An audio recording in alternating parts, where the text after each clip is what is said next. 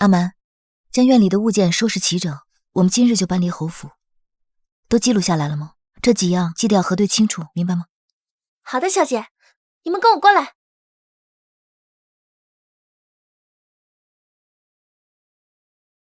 真是怀天下之大吉，兄弟俩同一天合离。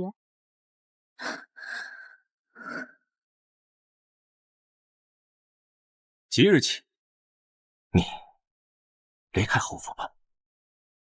哥哥娶弟媳，弟弟娶长嫂，哎，荒唐！世子娶陆氏可有皇上赐婚，听说还是世子用战功求娶的。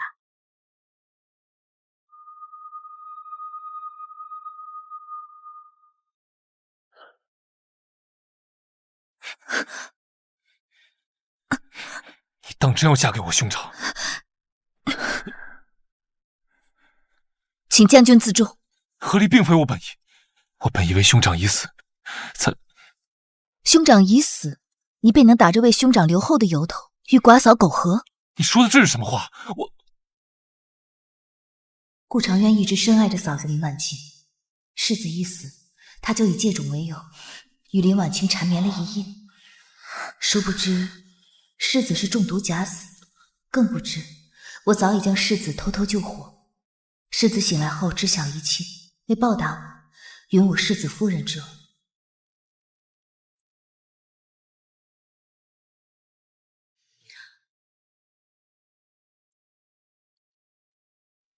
让开，2个月后我将嫁给世子。至于顾长渊这个脏了的男人，林婉清想要给他就是。原来你还在为当初的事情吃醋，才跟我闹合离。顾长渊，你当真好大的脸面！松手！你松手！松手！你松手！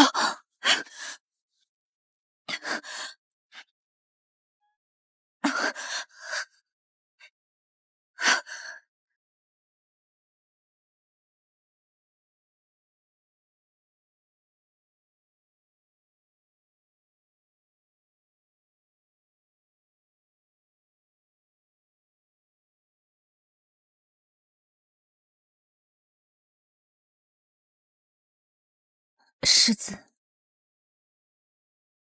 先去收拾东西。兄长，我从今往后，他与你无关。新女第2次成婚，愿与世子礼成顺遂。兄长，你在天之灵，也会庇佑我大婚顺利的，对吗？小姐，世子也来了香居寺，我们要去打声招呼吗？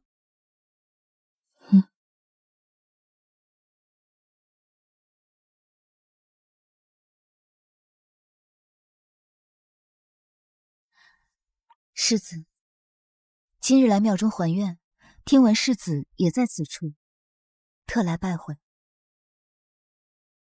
还愿吗？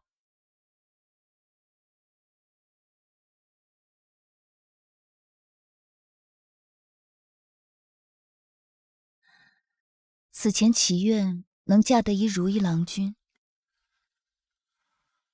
我乃短命之人，未必能如你意。不如考虑好你自己的将来。我一死，你当如何？那就请世子给我个孩子。你方才说什么？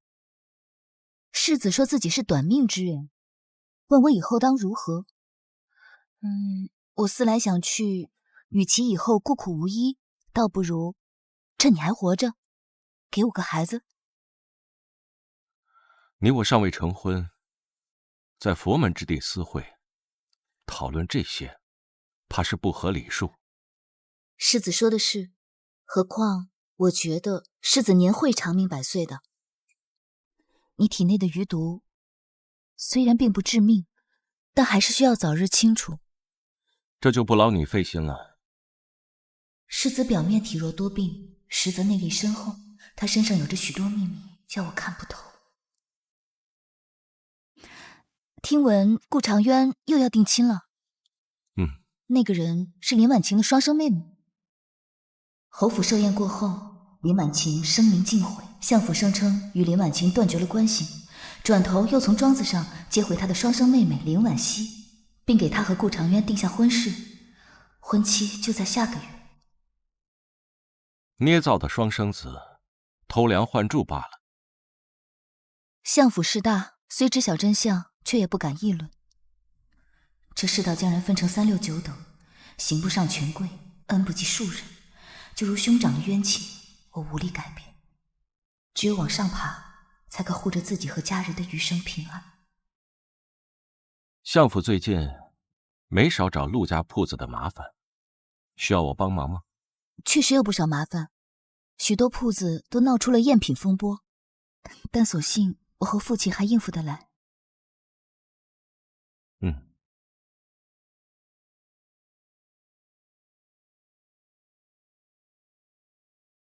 告辞。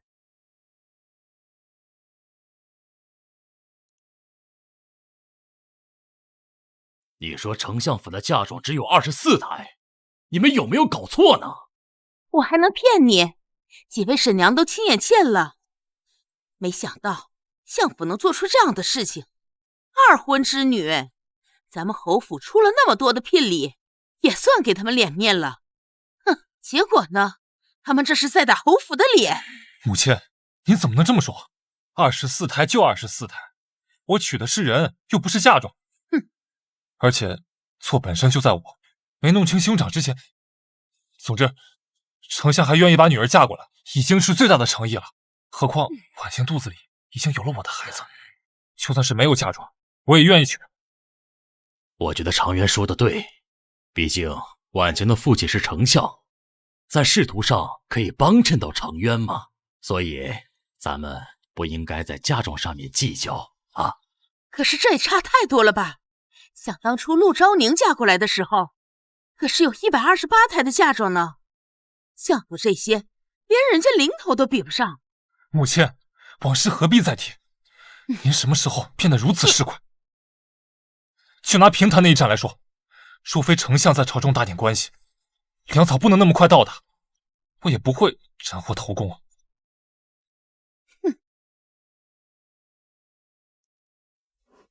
小姐，你要的东西。卖药的人说，女子喝完湿根本再不能生育。很好，世子只是用药期间不能同房，将来停了药，岂不是就能？绝不能让陆昭宁那个贱人怀上孩子。世子夫人之位，侯府主母之权，这一切都还是我的。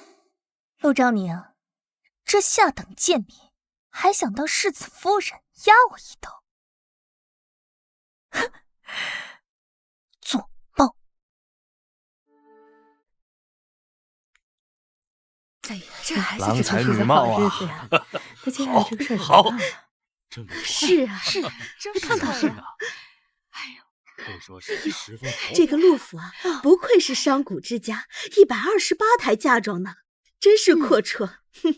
别家都是续台充数，陆家这单子全都实打实的好物啊。有人说，世子娶商贾之女是报恩，依我看呐，倒不知是谁沾了光啊。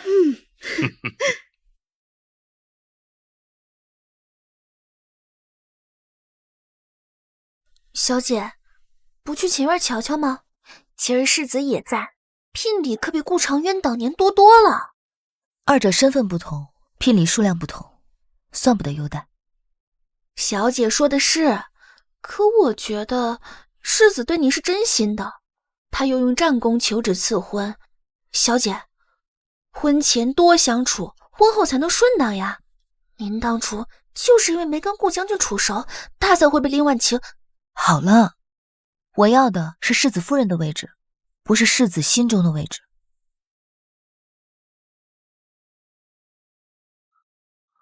世子好酒量，咱们改天再喝。乖女儿回来了，正好，我头晕。嘿，你替我送送世子。慢走啊，慢走啊。世子这边请。其实，你若是对我有什么质疑，大可以直接来问我。质疑？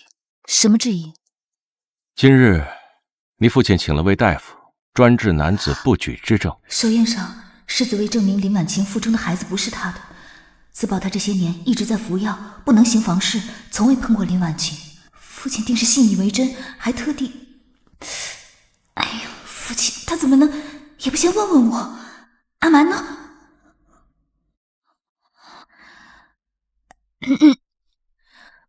此事是父亲的不是，我代父亲向你赔礼。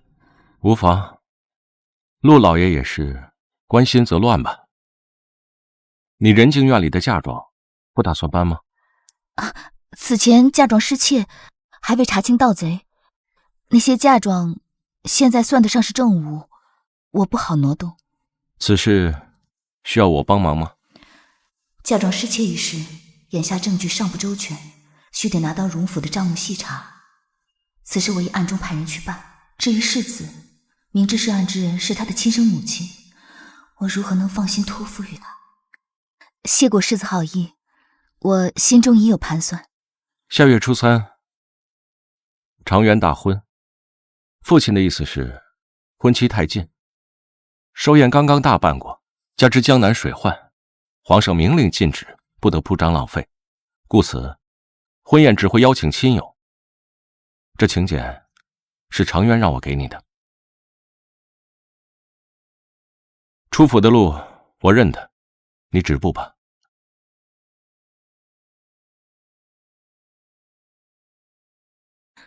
小姐，顾长渊大婚，您要去吗？去了还要随礼金，你瞧你小姐我，是那种人傻钱多的人吗？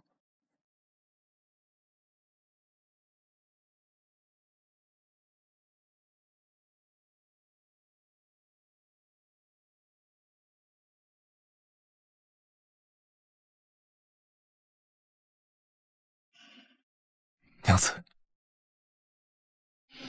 成了，只要迈进侯府这道门，我便成功了大半。往后定要将昔日失去的连本带利拿回来。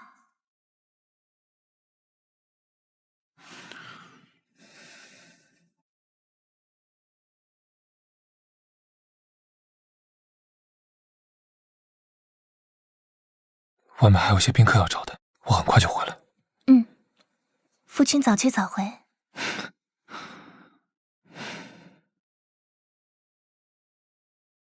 恭喜啊！天天真是恭喜恭喜恭喜啊！恭喜，新婚快乐，百年好合。为何心中竟是空落落？这满堂的轩辕，这期盼已久的婚事，为何好似都与我无关？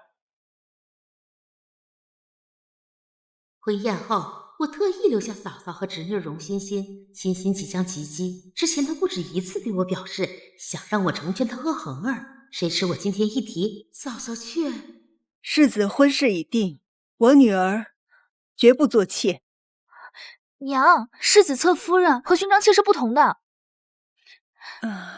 嫂嫂，委屈欣欣只是权宜之计，待我赶走了陆氏，欣欣自然就扶正了。小姑子，这里没有外人，你是不是想着肥水不流外人田，让欣欣将来所生的孩子继承侯府爵位？没错，我断舌木县的商贾之女。一想到她的孩子要承袭爵位，我就寝食难安。姑母，我愿意嫁给大表兄。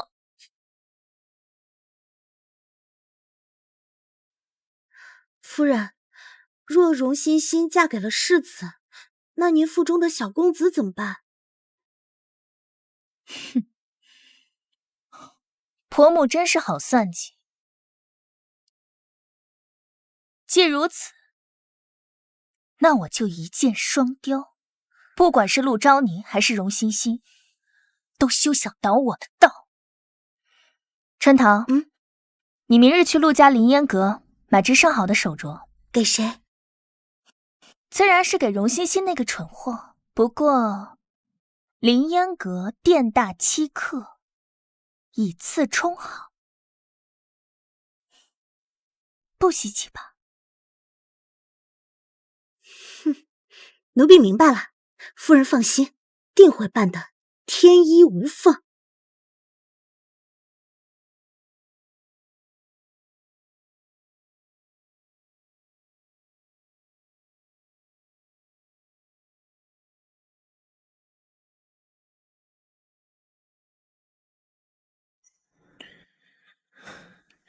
那2年，他也曾坐在这儿梳妆吧？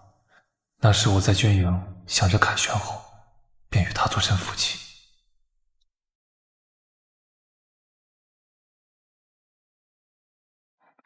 夫君，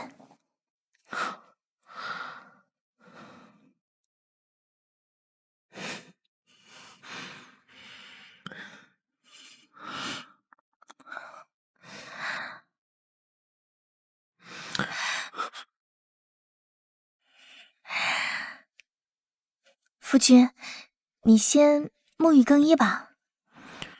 又不是未曾在他面前大汗淋漓过，想起从前听雨轩私会，更是心痒。如今他身孕已3月，无需再忍了。待会儿一起洗。以前同房，他都会先收拾清爽，竟不知他平日竟如此邋遢，就不能洗干净再碰我吗？世子喜洁，却过于拘束，他倒好，全然不顾忌。这兄弟俩真是2个极端。罢了，我已经没有回头路了。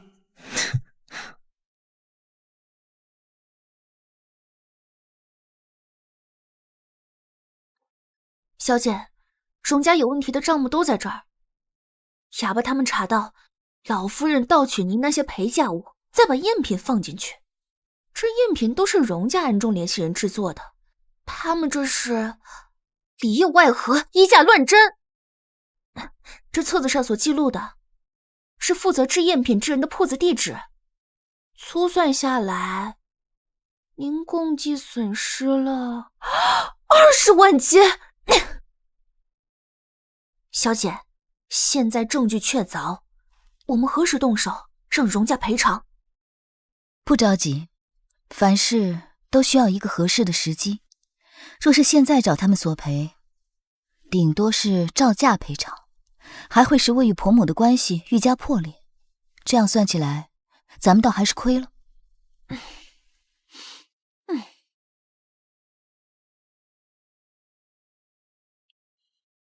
小姐，铺子里出事了。何事？有人控告连云阁卖赝品，差点闹到官府。赝品？快去备车马。是。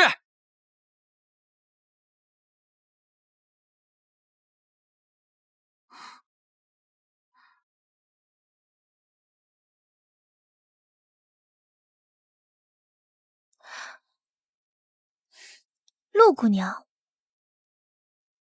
难道说这凌烟阁是陆家的产业？你先去招呼其他客人。是，东家。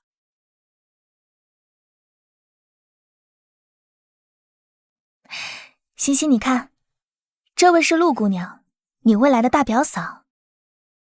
既是一家人，我看这事儿不如就算了。还没过门呢，谁跟他是一家人？你今天必须给我赔罪！荣姑娘就这么确信这个镯子是我们凌烟阁的吗？当然了，收据、验货文书都在，掌柜都认了。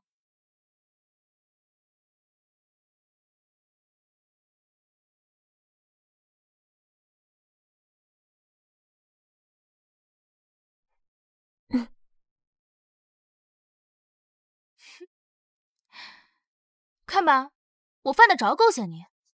现在赔罪，否则我下楼告诉所有客人，让你这生意做不成。我还要告诉姑母和世子表哥，此事有诈，按说应当报关证清白，可一旦报关，铺子就得停业核查，查清前流言蜚语早传遍了。眼下要稳住局势。沈姑娘，实在对不住，你想我怎样赔罪呢？沈姑娘，实在对不住，你想我怎样赔罪呢？赔罪嘛，当然得喝酒。那是不是只要我喝了酒，此事就此作罢？可以，但是得喝完一整坛，才算有诚意。你欺人太甚，下贱东西，这里哪有你说话的份？陆昭宁，这酒你是喝还是不喝？我喝。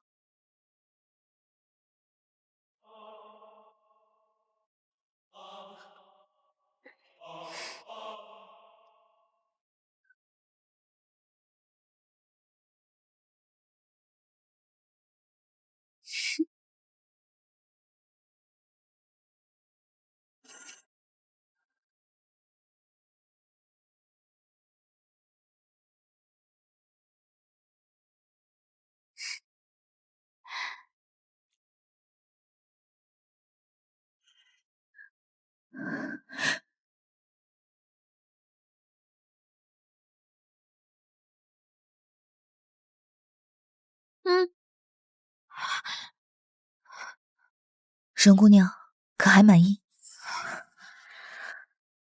陆姑娘，我们马上就是一家人了，实在是不应该为了这点小事闹成这般。我以茶代酒，替欣欣向你赔个不是。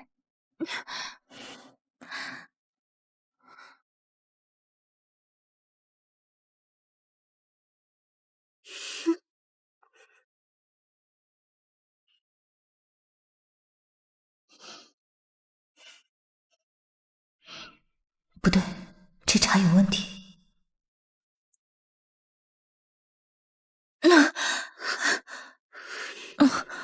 实在抱歉，我有些醉了。不要紧，再为陆姑娘倒一杯。是。机关就在那凤脸上。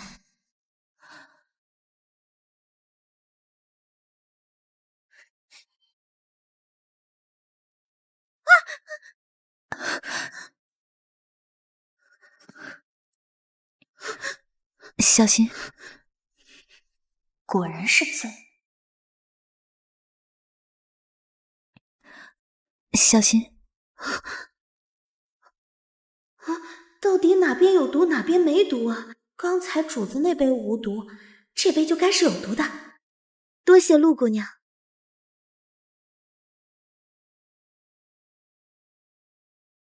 果然是好茶。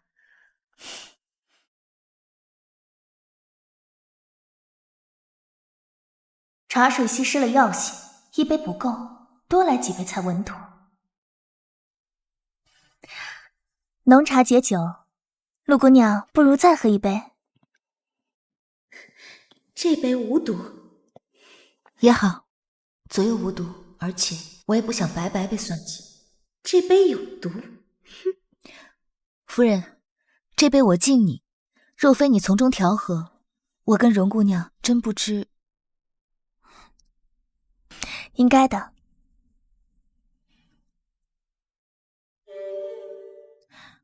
道成，这第3杯敬将来。陆姑娘马上就要嫁入侯府了，以后我们互相扶持，一起侍奉公婆。行了，表嫂，我们……夫人，我的肚子！夫人，你怎么了？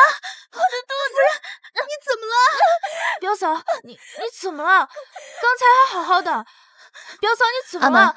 没事吧？不能叫大夫！如果再不过几日，我怀有身孕的事就不能让人知晓。啊！血，好多血！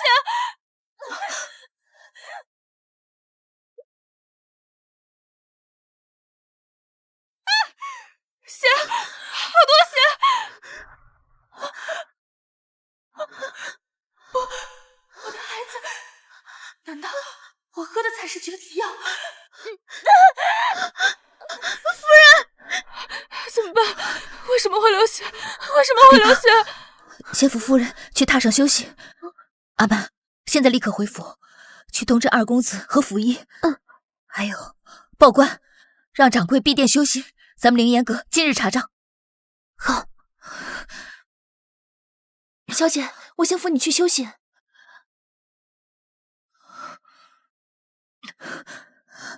快去！夫人，完了，夫人肯定误喝了绝子药，怎么会这样？我明明一步都没有错。报官！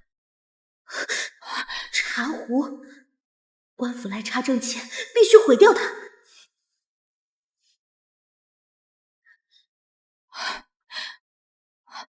你在干什么？我想给夫人喂点水。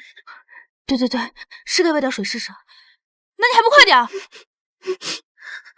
得好好想想，现在这壶里倒出来的到底是有毒的还是没毒的？快点儿！滚开，我来喂。表嫂，哎。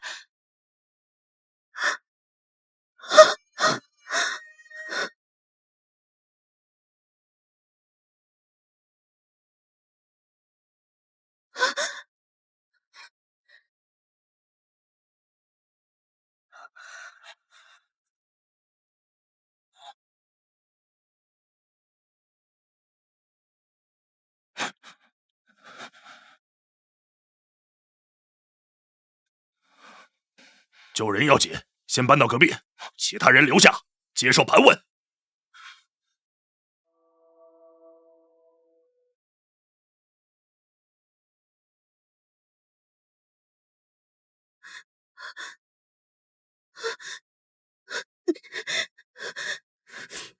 站住！相关人士皆需留下问话。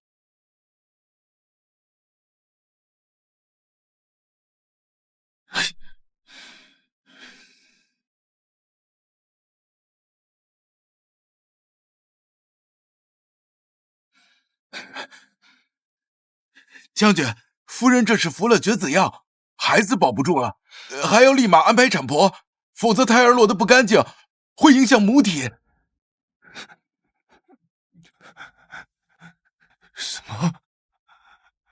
怎么会这样啊？不可能，婉清怎会服用那种东西？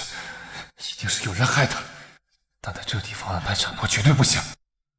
我先带夫人回府。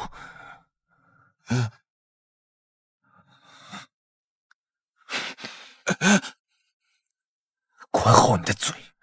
今日的事情不准告诉别人，知道吗？过去。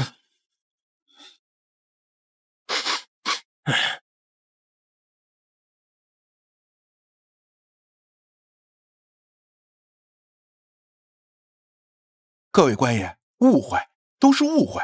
我家夫人只是救急复发，并无大碍，不必劳烦官府查案了。头，查到了。糟了！头，查到了，壶内残有样墨，确是绝子药。此药阴毒，茶壶。大人，我刚就觉得有些异常，它绝非凌烟阁之物。是你，定是你嫉妒我家夫人家得良人，心生怨恨，才用如此下作的手段害她。呸！你恶人先告状！这茶壶自始至终都是你拿的，要说嫌疑，就你最大。怀疑我？怎么办？茶壶的确一直在我手里，为什么会这样？不是我，跟我没关系。刚才我进来的时候，是你在给林氏灌茶水，而这绝子药就在茶水里。我不知道里面有药，是他，是这个贱婢，是他提出来要给彪赛灌茶水。官爷，我想起来了，刚才陆夫人和我家夫人都喝了茶水，唯有容姑娘一滴未沾，她肯定是事先就知道茶水里面有药。你这贱婢，你竟敢污蔑我！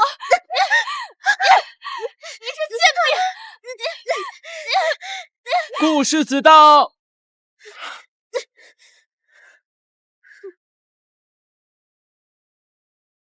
顾世子到。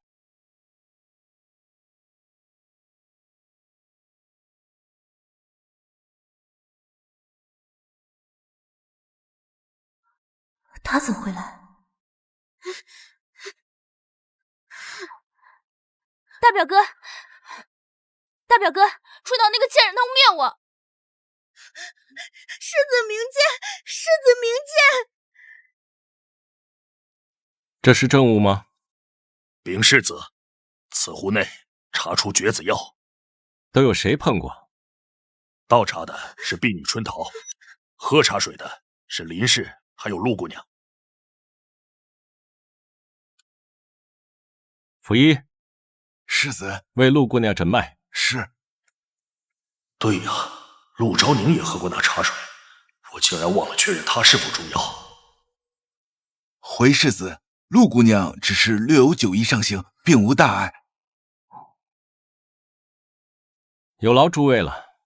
此案牵扯到侯府内眷，便交由侯府自行处置。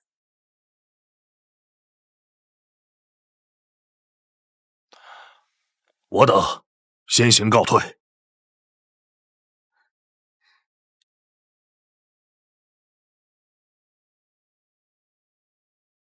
钱捕头，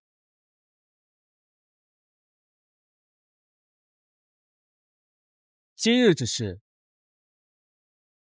不可向外透。明白。来人，把荣姑娘、春桃给我押回侯府，分别看管。没我的命令，任何人不许探视。是，世子。请。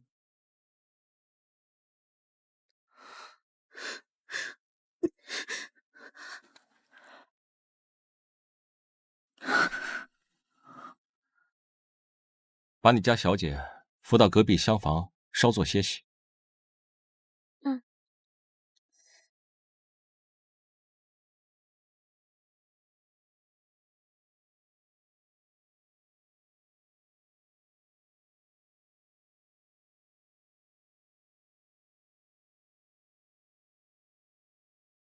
世子，把这茶壶拿去查验一下。是。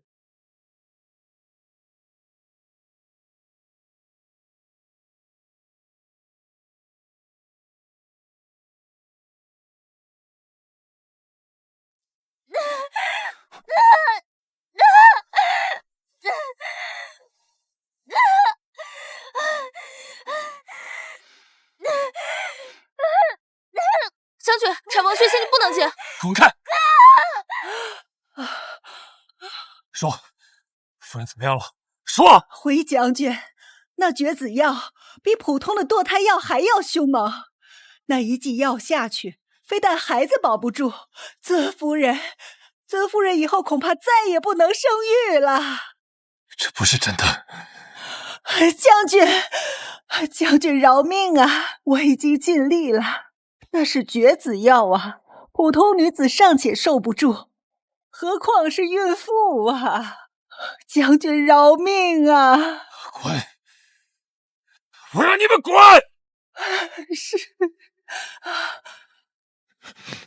绝子药到底是谁下的？那人不止害死我千盼万盼的孩儿，还害了婉清的余生。此事我绝不罢休。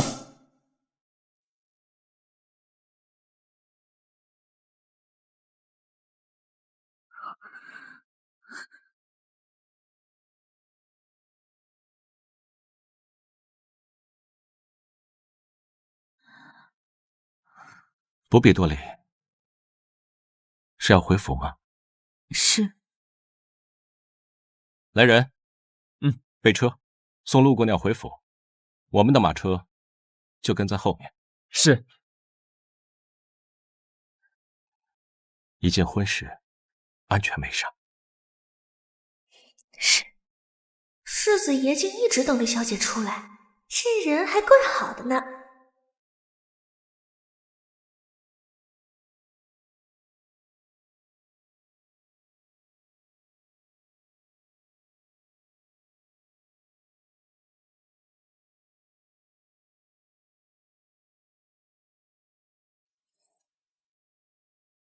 他一路默默护送，于情于理，我该去道声谢。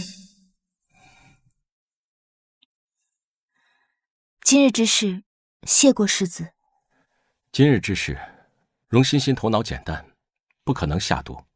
掌控药壶的是春桃，但春桃没有理由，更不可能会谋害自己家的主人。所以今日之举，唯一的目标就是你。竟是这样的。春桃不会弄错顺序，唯一可能是有人在他不知情的情况下动了手脚。此人只有可能是你们3人：春桃、林婉晴，还有你。除去不知情无理由者，剩下的就是真相。世子怀疑是我下的毒吗？下药之人与林婉晴重要之事是2件案子，2个选择。你若是想亲自查个水落石出，我便去帮你找寻证据。那第2个呢？回府歇息，后续的一切交给我。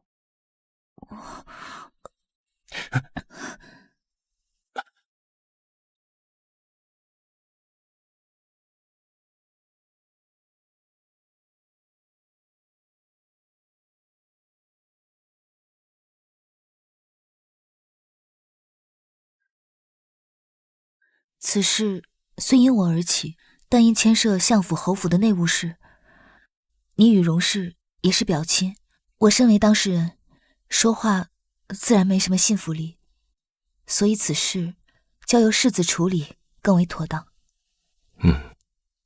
进去吧。多谢世子。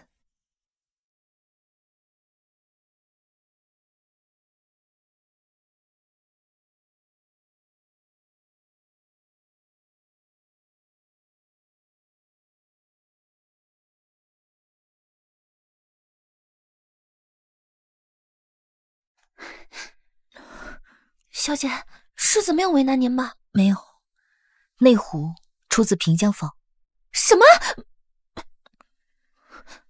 他们竟然从平江坊买回来害您？平江坊可是陆家暗中所投的产业，专营机关物件，这简直就是自投罗网嘛！可是即便我有铁证如山的证据，林婉晴背后依靠的是相府和侯府，依然无法撼动。那难道就让他们逍遥法外？这次不行，定还有下次。所以我将此事交由了世子处置。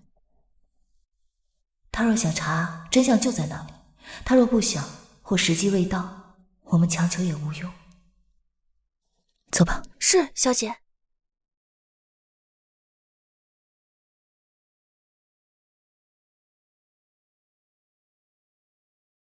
我的孩子，我的孩子！你别气坏身子，都怪我，是我没保护好你们。我们的孩子是枉死的，夫君，你要为他报仇。是陆昭宁和荣欣欣，他们嫌疑最大，绝不能放过他们。不是他们，真正凶手是春桃。昨日兄长亲自审理，铁证如山，他无从抵赖。你说什么？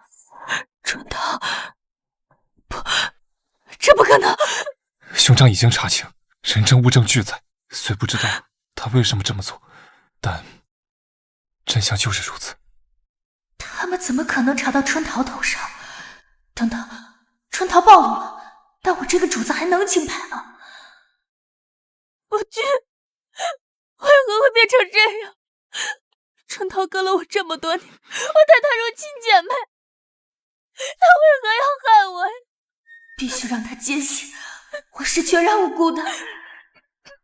我就知道你定然不知情。婉晴如此善良，怎会有人忍心伤害她？为何要这样对我？我若是有什么对不住她的地方，她冲我来便是。为何要害我的孩子？我的孩子！春桃这蠢货把我害成这样，千刀万剐都不解恨。夫君，春桃现在何处？我要亲自去问她，问她为何要这样做。切莫伤了身子，春桃现已被关押，但父亲的意思是，他终究是你的人，如何处置，还要听你的意思。我再也不想见到他了，即刻送他回相府。好，任凭父亲处置吧，绝对不能让这贱婢留在侯府开口说话。好，都依你，我即刻就去置办。就算凶手真是春桃，晚清在凌烟阁处时，陆兆宁脱不了干系。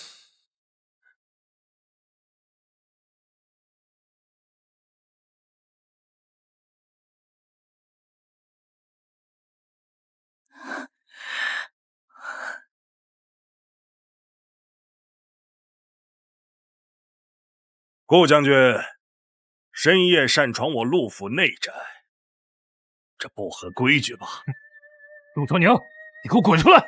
陆兆宁，我夫人好好的，为何到了你凌烟阁就出事了？说，是不是他陆兆宁买通春桃下毒？你给我滚！老夫从前只是看错你了。哼！你现在立刻让他给我滚出来！今日我夫人受的苦，我必将要他加倍偿还。来人！大人，速去中永侯府，请世子爷。是。好，好，正好，让我兄长瞧瞧你们这对父母的真面目。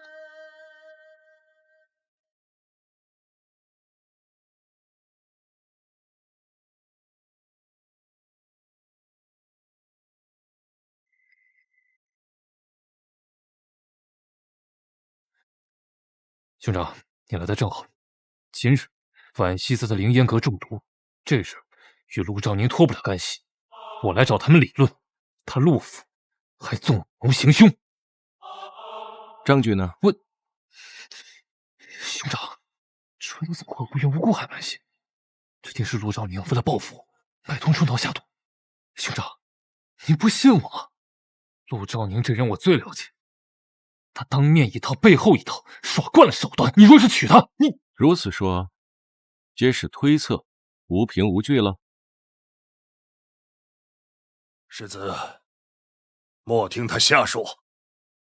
我女儿品性纯良，方才污言秽语你也听见了。若是今日世子不能给我一个交代，陆老爷，给我一盏茶的时间。我必给您一个交代。好，我姑且信世子，但若这交代不能令我满意，我会亲自解决。毕竟，我不想再闻污言，坏我女儿清誉。是，随我来。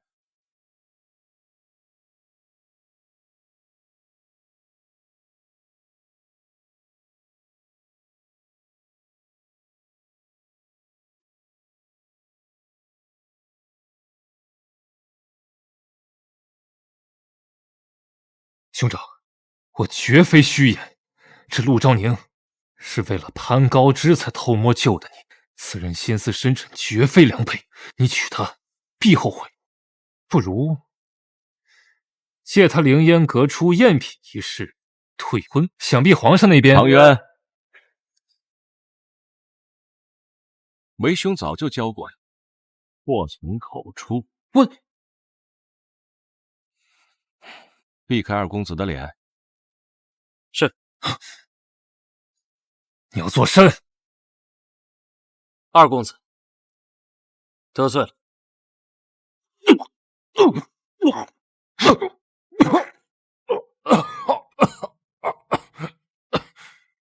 从小到大，我就和兄长亲近不起来，在我心里，我敬他、怕他，更恨他，恨他病殃殃，却能稳坐世子之位。恨他不近人情，里外不分，更恨他无论我怎么争都争不过他，理永远都在他那儿。常远，你错有三，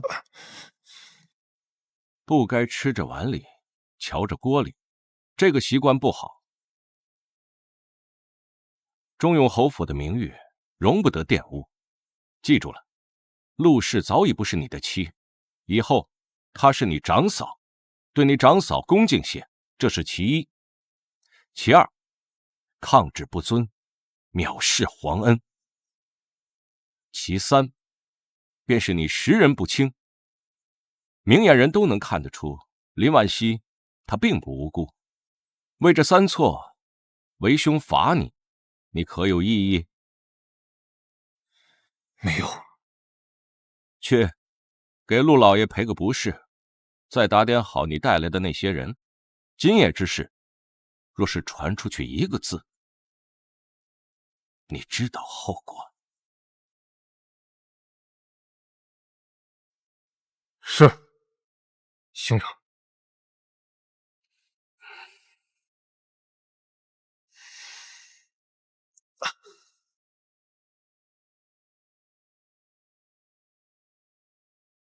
世子，二公子，你们这……陆老爷，今日是我鲁莽了，因夫人中毒，关心则乱，误会了陆公，抱歉。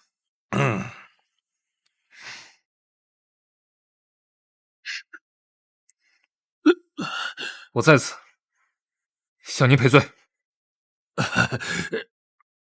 二公子，使不得，使不得呀！世子这是……陆老爷，舍弟有错，理当如此。若是陆老爷还不满意的话，满意，太满意了，太吓人了！哎呀，二公子，快请起，快请起啊！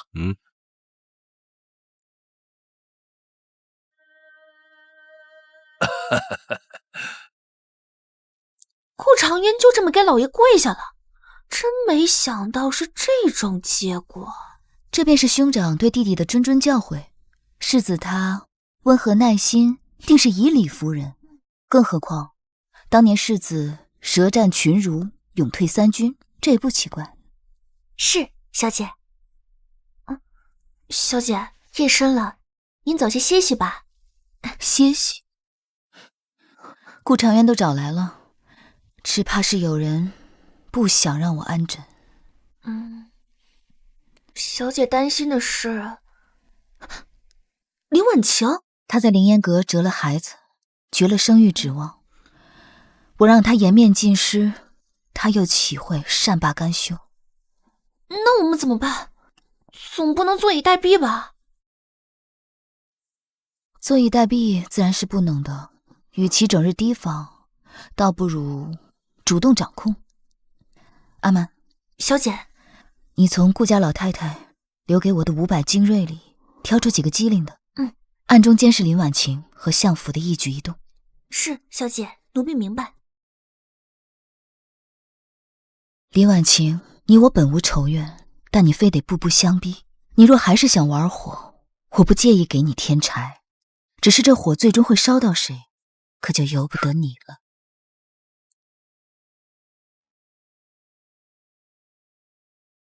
世子，少东家就在里面。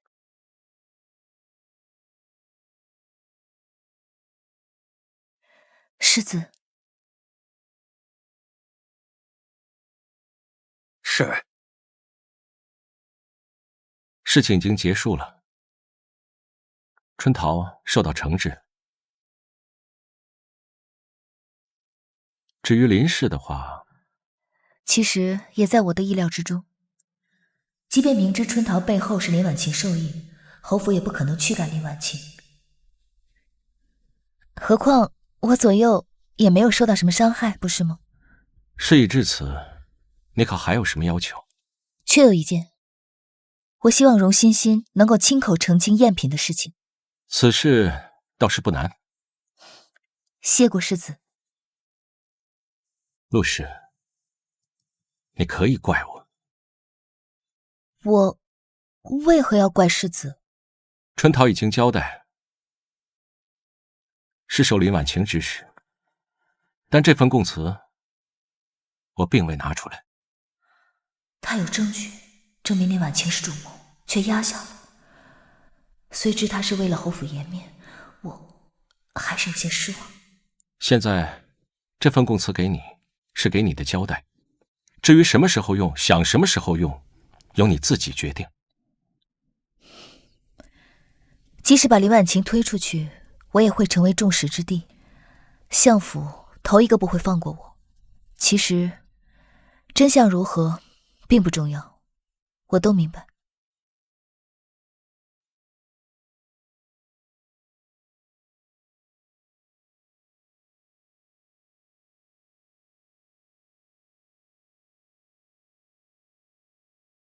文文，瞧一瞧，看一看啦！是不是只要说那赝品不是凌烟阁的就行了？当然，要不是看在世子表哥的面子上，我才不来呢，丢死人了！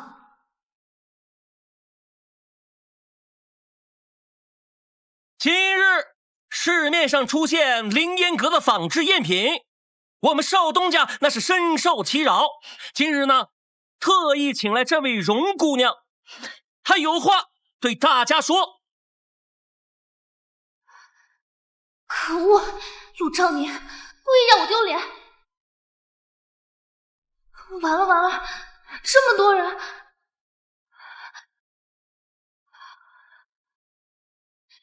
凌烟阁不卖赝品，是我误会了。哎，我都照做了，你还想怎么样？你别欺人太甚！各位街坊四邻，我是凌烟阁少东家。这位啊，那是荣府的千金。前几日荣姑娘对我们凌烟阁有误会，觉得我们卖赝品，还拿着仿制品来质问。可是官府明察，已经抓到了赝品的真凶。今日荣姑娘主动来为我们凌烟阁证明，实乃是正义之举。我代表凌烟阁上下感谢荣姑娘。荣姑娘年纪虽小，却胆识颇深嘛。是啊，小小年纪居然敢站在商户这边说话，真是难得呀，难得。对，荣姑娘真是女中豪杰啊！啊，不客气，这都是我应该做的。陆超宁到底想干什么？今日荣姑娘前来，不只是要为我们凌烟阁证明，更是要代表荣府抵制这种赝品。所以今后如果再出现赝品事件，不只是针对凌烟阁，更是跟荣府作对。荣姑娘，你觉得我说的是不是？对，我们荣府绝不容忍赝品。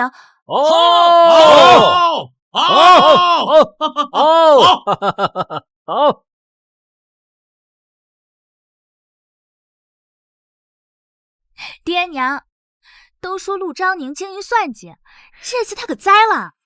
他想让我当众出丑，反给我长了脸。现在啊，外面的人都夸我仗义直言，是女中豪杰呢。还敢沾沾自喜，你可知闯下多大祸事？爹，我做错什么了？你还不知错？老子是皇城市属令，主管商品交易，度量衡器，商品真伪。那些个商贾想托我办事，疏通关系，那得费多少周折，给多少好处。你可倒好，你白白便宜了那凌烟阁。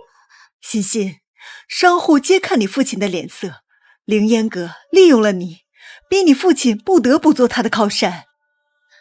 原来陆昭宁说代表荣府，是挖坑给我爹啊！爹，我不是有意的，是陆昭宁，我被他算计了。我一个小小商贾妇人，居然欺负到我荣家头上。老爷，临安阁的掌柜陆老板来了，还带了几个人。他还敢来我荣府，让他进来。是。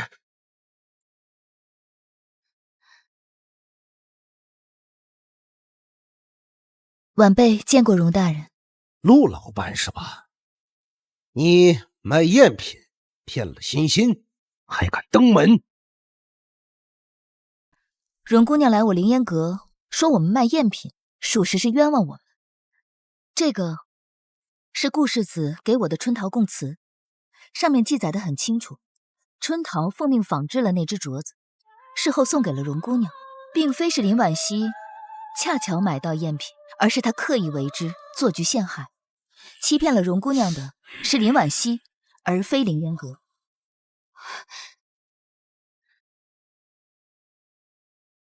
竟是林婉熙吗？她怎么敢？不过还有桩趣事，在调查赝品镯子之际，我们查到了一个新窝点。这个窝点专门制造赝品，而他们仿制的正是我嫁妆中的物件。竟能如此巧合吗？市属令主管商品真伪，这件事情，荣大人，您看怎么办？这是什么意思？你们把刚刚说过的话再同荣大人讲一遍。是，1年前有人陆续找到我们，让我们照着几幅画、几件瓷器打造一模一样的赝品。我们做好了，他就给了我们很多的钱。对，东西做好之后，有人过来取走。这些工匠制作的赝品，正是仿制我失窃的那些嫁妆真品，而我嫁妆的真品，全部经由钟永侯夫人，也便是我的前婆母之手流入荣府。这些账目都有出入凭证，您可以查看。血口喷人，谁知道这些东西是不是你伪造的？荣夫人若是不信，大可以请官府过来查。如今我人证物证俱全，可以随时移交官府。不过到时荣大人作为市属令，监守自盗，纵容亲属侵吞商贾财产，收受贿赂，这些罪名可就……父亲和姑母怎么会？怎么如此不小心啊？还给人留下了把柄。这个陆氏什么时候搜集了这么多证据？欣欣那死丫头净给我闯祸，怎么能招惹了她？陆老板，你到底想怎样？我想那20万金，您悉数奉还。20万？我现在手里最多能拿出5万。我知道您有800亩良田，这些加起来，约莫可算个10万钱。那可是我家祖传的田产，怎可能卖？不是吗？是欠债还钱，天经地义。若是大人不愿，那我只能告到官府，请官府做主意。你欺人太甚！绝不能报官。好，那就暂时把田产抵押给你。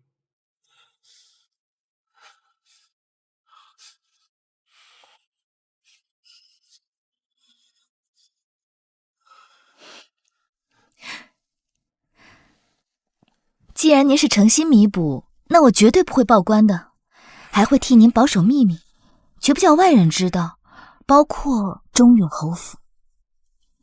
这些钱啊，您不用着急，慢慢还我。毕竟若此事传出去，钟永侯便会知道侯府的当家主母偷了儿媳的钱去填补娘家，此事有损两家颜面，荣大人自然不会声张。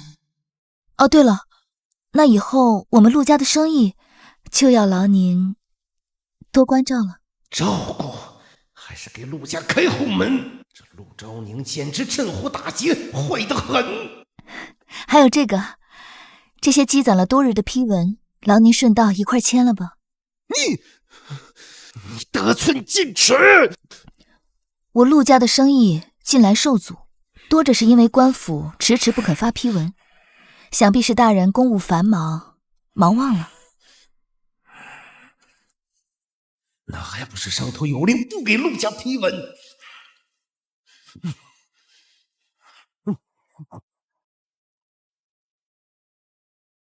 晚辈谢过大人，告辞。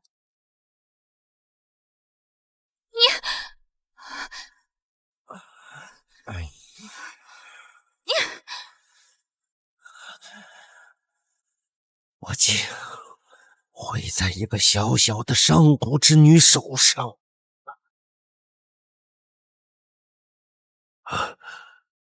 林丞相暗中使绊子，陆家生意受阻，有了这些批文。你这都是从哪儿弄来的啊？父亲不是着急卸货吗？现下可以去了。慢些，小姐，老爷是真着急呀。货物压了这么久，每拖一分就多一分损失，父亲可不得跑快点。小姐这事儿办得好，有了荣家做担保，丞相就算想要为难陆家，也能一一化解了，还多了800多亩田产，那可比真金白银还要金贵些呢。我们陆家的钱财也不是那般好拿的。对，拿我们1分就要10倍奉还。给他买补品。婉清已经服下绝子药，怎么可能还能治好？就算可以，那也是个无底洞。当侯府家财万贯吗？母亲，婉清身子弱，需要补品，这事你也是知道的，怎么还需要我来提醒您呢？你觉得我苛待他了？他说的，害人反害己的东西，怎么有脸向常渊告状的？母亲，婉清向来贤淑纯良，受了委屈都是默默承受的。我是近日看他脸色不太好，问了丫鬟才知道，他进补的东西少之又少。他想吃补品，就用他自己的钱去买，侯府可没那么多银子给他挥霍。母亲，你怎么能让他动用自己的嫁妆呢？嫁妆？哼，你不说我倒是忘了，他可是有24台嫁妆，还不够买补品的吗？母亲，婉清也是您的儿媳，我们都是一家人，你怎么能这么精明算计呢？你给我滚！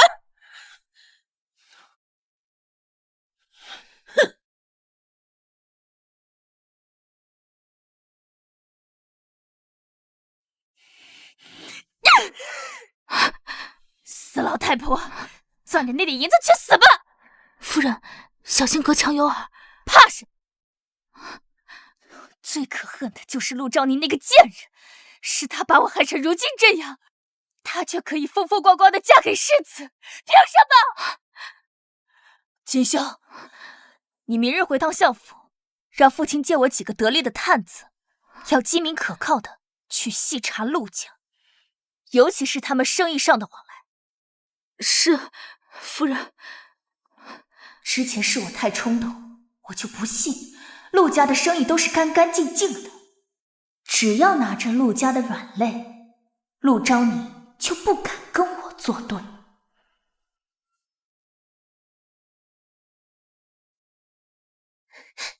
小姐，林婉晴那边有动静了。哑巴传来消息说，林婉晴最近在查陆家生意往来的底细，想要抓我们的错处。小姐，我们得赶紧想办法阻止啊！风不止，却又如何能令树静呢？阻止与心虚逃避无异，反倒会使那林婉晴更加起劲儿。那我们也不能坐以待毙吧？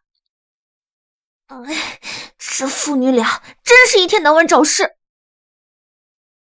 常在河边走，哪有不湿鞋？这生意场上的事情，被人抓个把柄，那可太容易了。哦，小姐，我是说错什么了吗？没有，你说的极好。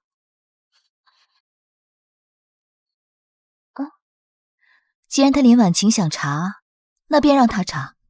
不过他能查到什么，得由我们说了算。福儿过来。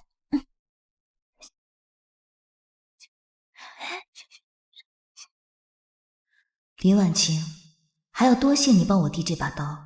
这一次，我们新账旧账一起算。夫人，我让人查陆家，探子那边来消息了。陆家果然有见不得人的勾当，还是天大的事儿。快说，究竟是什么事儿？探子查到，上次平潭之战，陆家竟暗中向敌军运送粮草，这可是通敌叛国呀！此事当真，不是道听途说。千真万确。探子已经查到了他们与敌国的交易明细，错不了。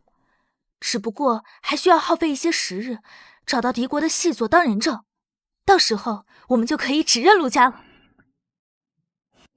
这事要是真的，陆家就完了。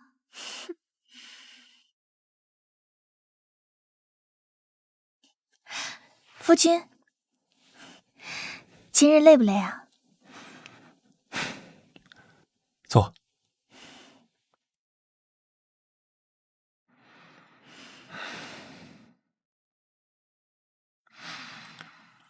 还好，你呢？最近身子还好吧？有劳夫君挂心，好多了。对了，夫君，上次平潭一战，我听人说敌军的粮草到得很及时啊。上次一战，两军相持，敌军粮草先到，我军的迟迟未到。那打仗的话，会有商贩勾结敌军吗？当然有，这可是暴利，不少商贩就以此发家。你怎么突然问这个？就是好奇夫君是怎么打胜仗的。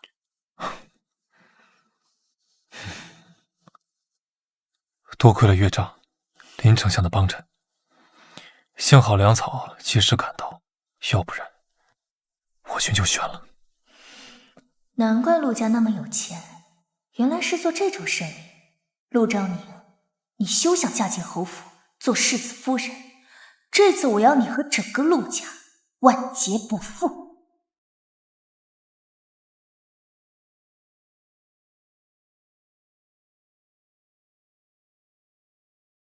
世子夫人这模样，放眼整个皇城都找不出第二个。我家小姐本就是美艳动人，平日里素面朝天都倾城，今日这精致妆容更是千娇百媚。筹谋许久，这一步终于还是走到了。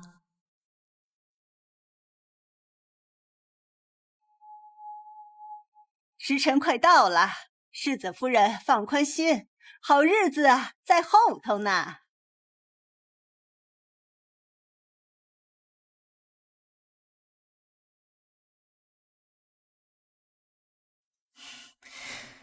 怎么还没消息？夫人，人证物证都齐了，陆家这次绝对跑不掉了。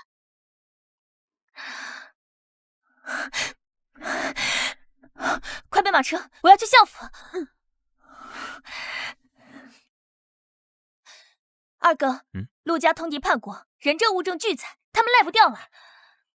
陆昭宁的婚礼马上就要开始了，你即刻进宫禀明皇上。此事关系重大，确认无误了吗？回二公子，现有证据表明，确实指向陆家，他们高价向敌国出售了一批粮草。不能再耽搁了，再等下去，陆昭宁就要当侯府的世子夫人了。此事非同小可，是否等父亲回府再定夺呀？不行，父亲出城办差，这一来一回，至少要明早，根本来不及。二哥，不能再等了。好，我收拾一下，这就进宫面圣。陆昭宁，你的好日子要到头了。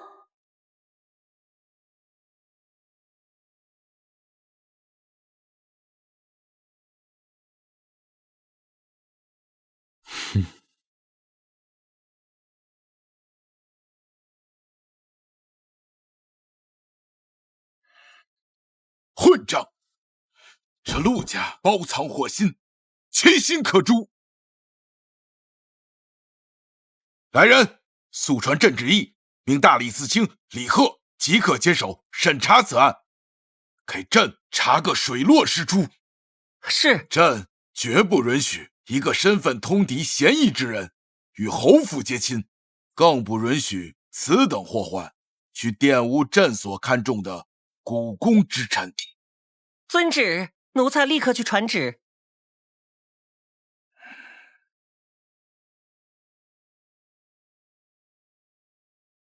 哼，说的是，这酒怕是价值不菲呀。陆昭宁终究还是嫁给了兄长，成为了我的嫂嫂，荒唐！兄长为报恩情做到这份上，难道不觉得膈应？二哥该见到皇上了，怎么还没动静？捉拿陆家的人呢？表哥穿喜袍真俊，陆昭宁根本不配。说我懂医术，若救表哥的是我也能和表哥拜堂。吉时到，新人入场。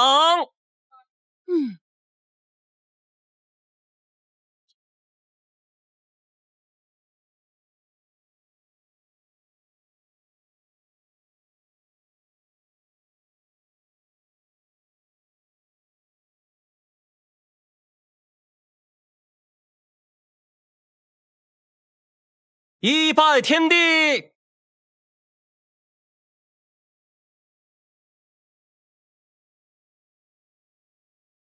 二拜高堂，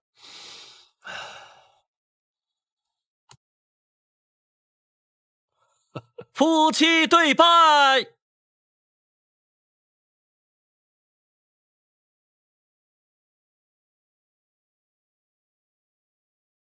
且慢！皇上有令，婚礼终止。皇上有令，婚礼终止。怎么回事？这好好的，为什么要终止婚礼啊？大理寺办案。贱人，你陆家要完了！陆家勾结外敌，带走。什么？勾结外敌是要诉九族的，幸好还没拜完堂，否则侯府都要被牵连。李大人，我没干过，定是有人构陷于我。有没有？一查便知。李大人，恒儿，让李大人把事情查清楚。通敌可不是小事情啊！贤婿，你要信我。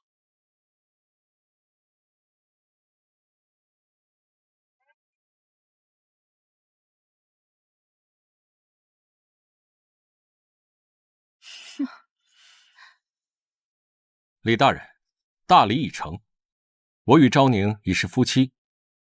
陆家之事，我亦有责。待我向宾客说明情况，我便陪同岳丈前往大理寺配合调查。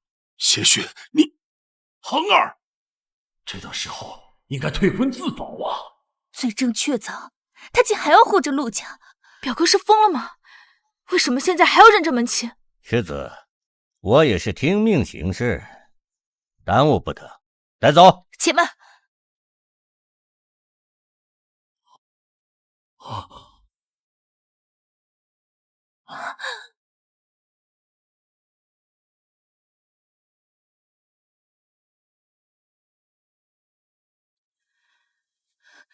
李大人，且慢。通敌叛国也有很多种，敢问我陆家犯的是哪一种？死到临头还嘴硬。1年前，平潭之战，陆家暗中向袁国运粮谋利，商人重利至此，竟敢叛国！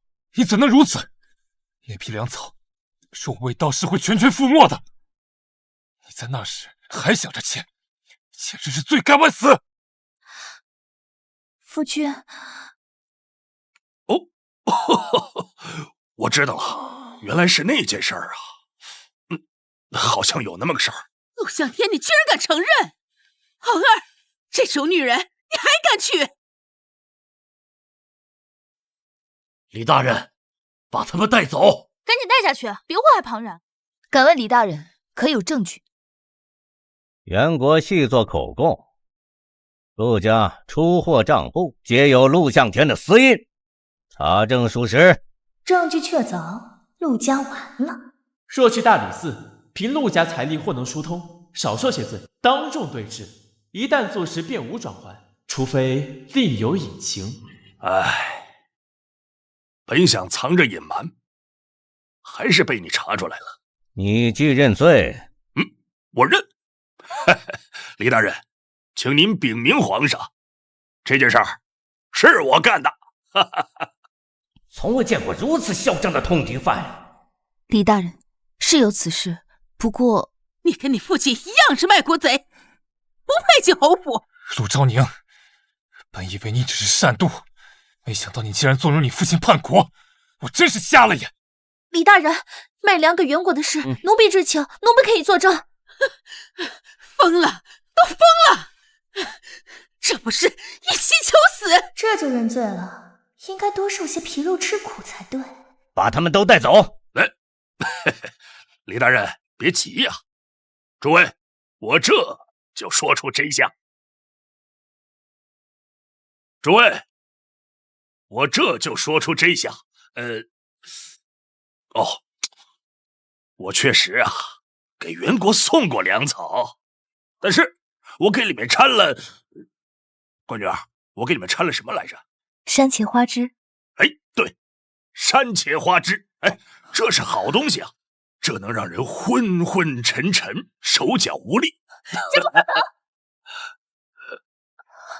能！我是说，这太古怪了，袁国人怎么会这么蠢？可有凭证？李大人，听闻我军最近抓捕了不少袁国首领和战俘，留在京中待审，不如前去问一问他们。另外，我也会让父亲找到当年的票据。临危不乱，思绪清晰，看来世子不是随意去的陆氏。李大人，如果陆家所言属实，不如禀报皇上，这并非通敌叛国，而是护国有功。世子言之有理。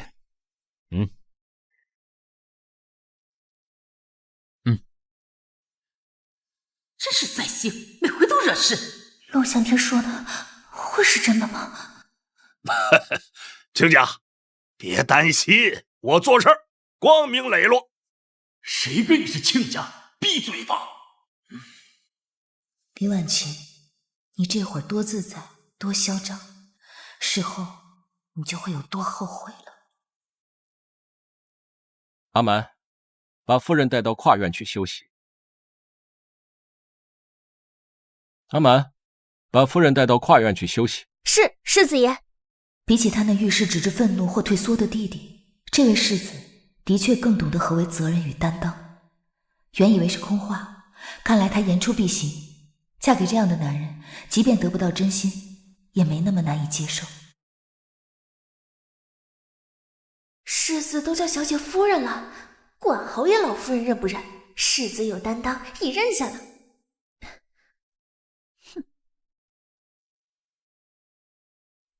女子大多极看重婚礼规矩，喜怕须由丈夫亲手揭开，寓意美满。她倒好，如此胆大妄为，自行现了。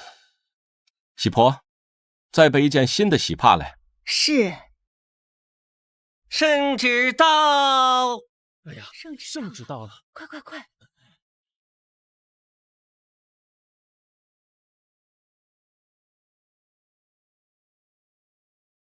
奉天承运，皇帝诏曰：正听闻此案有变，十分重视，命李贺1个时辰内审问战俘，查清陆家是否通敌。钦此。臣遵旨。李大人，皇上还有一道口谕，这不管陆家最后如何，这陆姑娘可都是皇上赐婚的世子夫人。皇上听闻是陆姑娘，皆怕据理力争，大夸她有胆识。且陆家敢说自己清白，十有八九是真的无辜。皇上正好借此机会大行恩典。怎么会这样？皇上居然认定陆昭宁做世子夫人，我岂不是白忙一场？夫人，李大人审查结果出来了，请您去正厅。知道了。小姐别担心，一定没事的。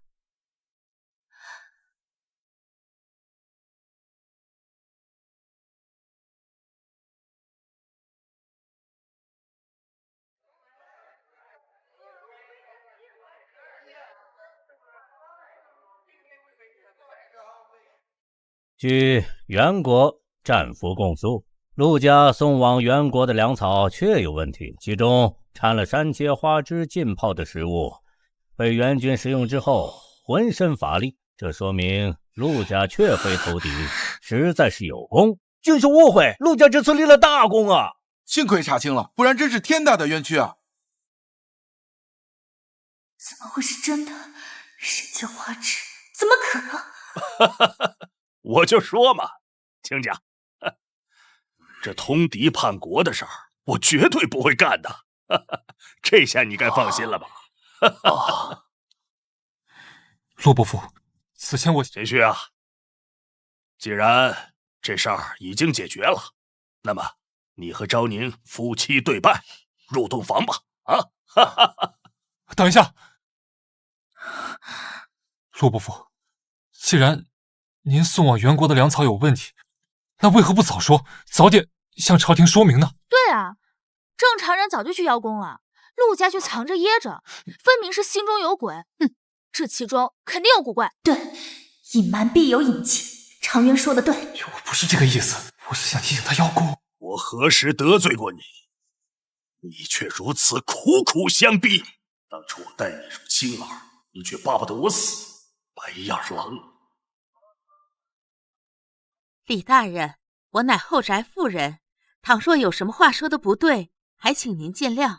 但是陆向天倘若真的通敌，那些战俘便是同伙，定会帮他开脱，不是吗？母亲，慎言，切莫质疑大理寺办案。顾夫人，您这是在质疑本官的办案能力啊！不敢，只是贼人太过狡猾，不得不谨慎。何况要做亲家，总得确定清白。李大人，在你审问战俘的时候，想必还知晓了别的事情。我就说有问题，李大人，你可不能包庇。先住口，这里哪有你说话的份儿？陆老爷，此事查清楚，大家心里才没有芥蒂，这也是为了招您好。没错，此事应该解释清楚。只怕是说不清道不明，否则有什么不敢说的呢？父亲，既然他们如此想知道，不妨就告诉他们吧。此事确实没有什么隐情，在侯府这2年，我对你们尽心相待，却终究没有被当作一家人。商户之女，再如何也入不了你们的眼。好，我说，我之所以隐瞒此事，迟迟没有上报朝廷，是因为此事与顾将军有莫大的关系。你说什么？与我有何干？陆向天，你竟敢攀咬我儿！李大人，此案定是没有查清楚，快将他带回大理寺，免得他继续重伤他人。顾将军，陆向天此言非虚，此事确实与你有重大关系。与我有何关？我父亲所言，句句属实。当初两国交战，元国切断我梁国运粮通道，朝廷的军粮迟迟无法运送到前线，是我们陆家借行商之便，冒充敌国商人，假意给元国送粮。实则粮食分为2批，第一批送往元国，而第2批送往了梁国军营。难道当初我军在绝境中，突然收到了那批救命粮，竟是陆家送的？这不可能，绝不可能！确实如此。陆家当初运送了2批粮草，一批有药的运送到了元国，一批普通的粮草运到了梁国大营，正是顾将军手中的那一批。元国曾拦截未果，这也是为何元国的粮草先到，我军迟了2、3日。我一直鄙夷轻视，甚至认为妻女配不上我的商贾，竟是我全军将士的恩人，更是我顾长渊的恩人。不，这让我如何能信？这与你父亲隐瞒有什么关系？既立了功，又为何要藏着？你为何不早说？为何不早早言明？顾将军，不是所有人都贪图军功封赏。当时之所以瞒下此事，一则是因为如此行事怕遭来敌国的报复，所以我们不想节外生枝。没曾想，没有等到元国的报复，如今却被攀咬诬陷为通敌。2是因为彼时你是我夫君，我的父亲不想抢夺你的战功，他只怕你青云直上，这就是真相。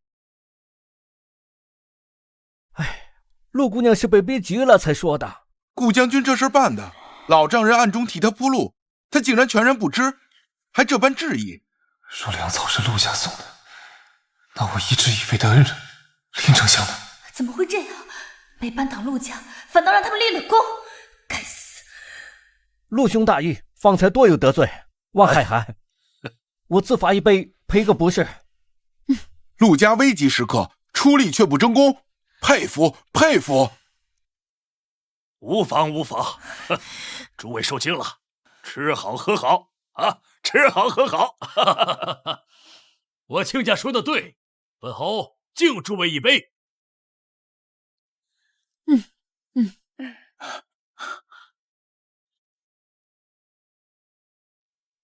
打扰世子新婚，请见谅。下官还要去向皇上复命，先行告辞。祝二位百年好合，鸾凤和鸣。李大人公务繁忙，辛苦。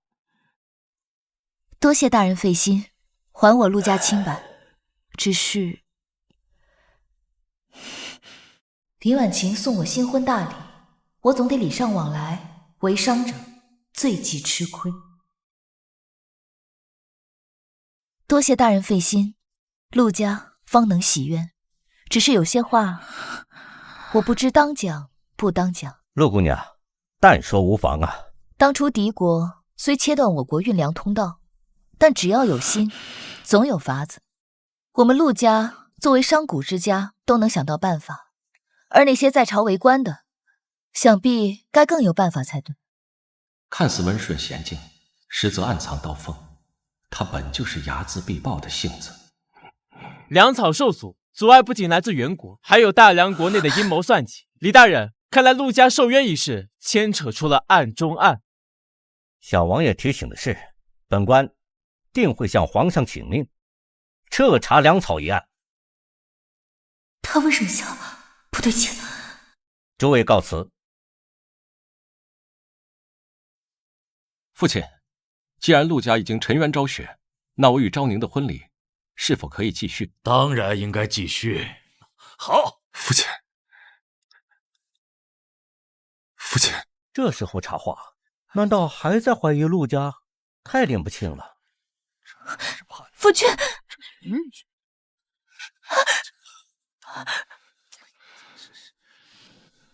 那批粮草真的是陆家所送吗？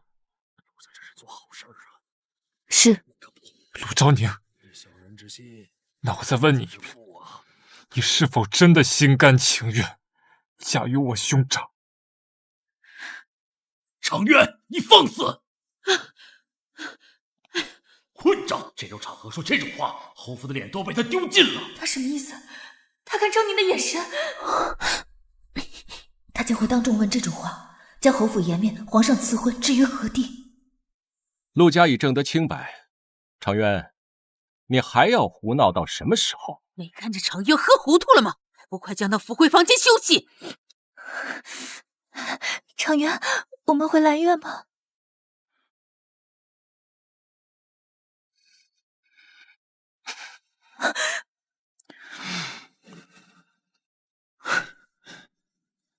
抱歉，父亲、母亲、兄长，还有陆姑娘。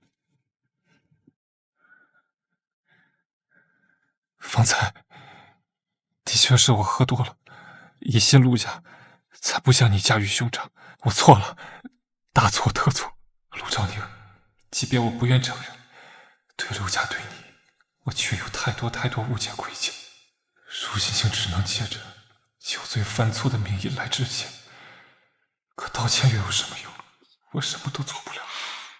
哼。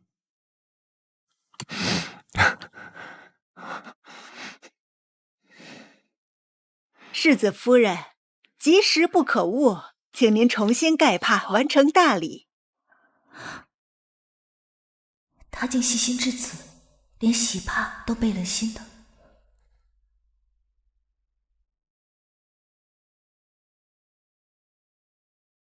夫妻对拜。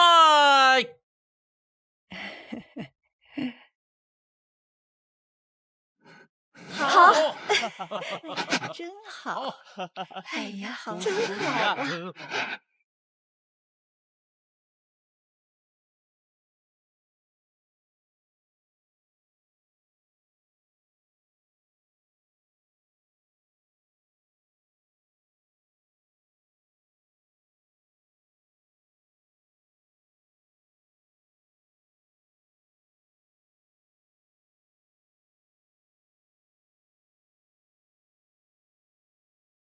张宁，你我虽已成婚，但你仍是自由身。你为了报复长渊走到这一步，我知道你的不甘，但我也自愧，不能给你再多。若你以后反悔了，我便会与你自由之身。落子无悔，何况是皇上的赐婚，我也会从一而终，谨守世子夫人的本分。世子也不用担心我会向你求什么，从始至终我想要的都是世子夫人的位置。如果以后世子遇到心仪的女子，我亦可为你纳妾。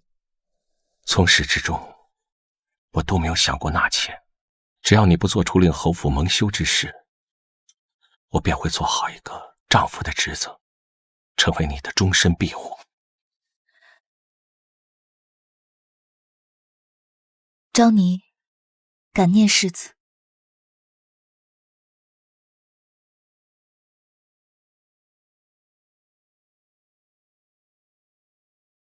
要喝吗？自然。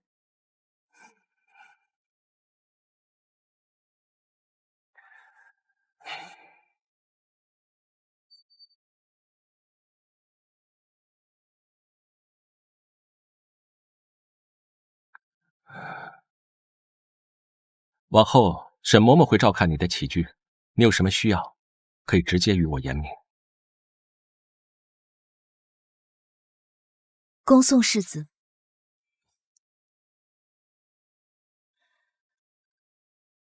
这一晚总算有惊无险，就是不知道林婉晴那边是什么情况。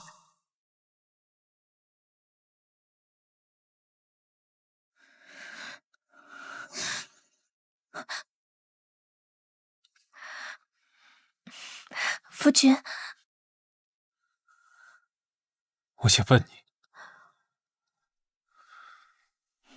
你是否早已知晓，当初为我军送救命粮草的是陆家，而非你父亲林丞相？夫君，我只是一个山宅妇人，怎会知晓前线之事？不知道？那你怎么不曾在我多次感恩林丞相对我恩德时，也说不知道？多亏了岳丈、林丞相的帮衬，幸好粮草及时赶到，要不然我军就悬了。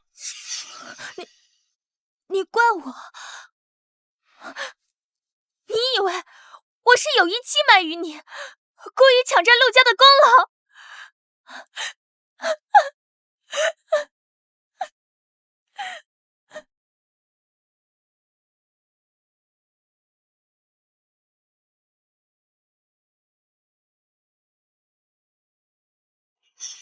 我一直错怪了他。我说他和陆家唯利是图，满心算计，却不知真正算计、真正唯利是图的就在眼前。是我眼盲心瞎。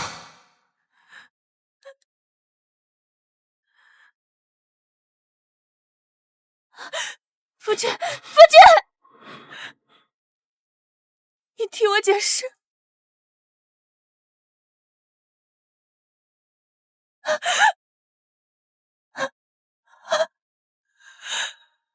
糟了，夫君都知道了。陆昭宁，你为什么害我？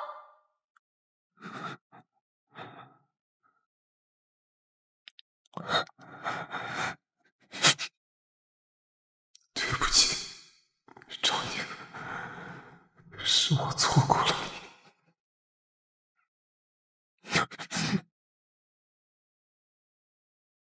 夫人，皇上昨夜赏了陆昭宁一盒极品南海明珠。我让二哥去告御状，本想将陆家置于死地，结果让陆家成了有功之臣，真是天大的笑话。还有一事，相爷今早回府了，他让您立刻回娘家一趟。糟了，父亲肯定也知道。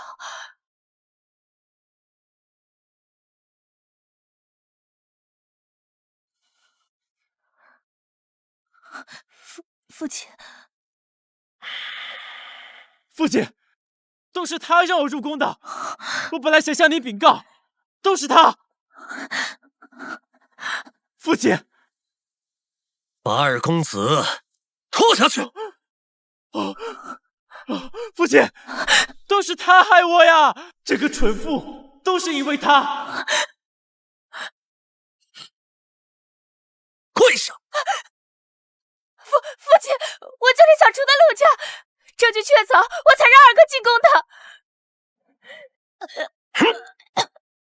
皇上因为陆家要彻查粮草一案，林婉清啊，林婉清，你简直蠢笨肉猪！就是因为你的愚蠢，整个相府都被你牵连了。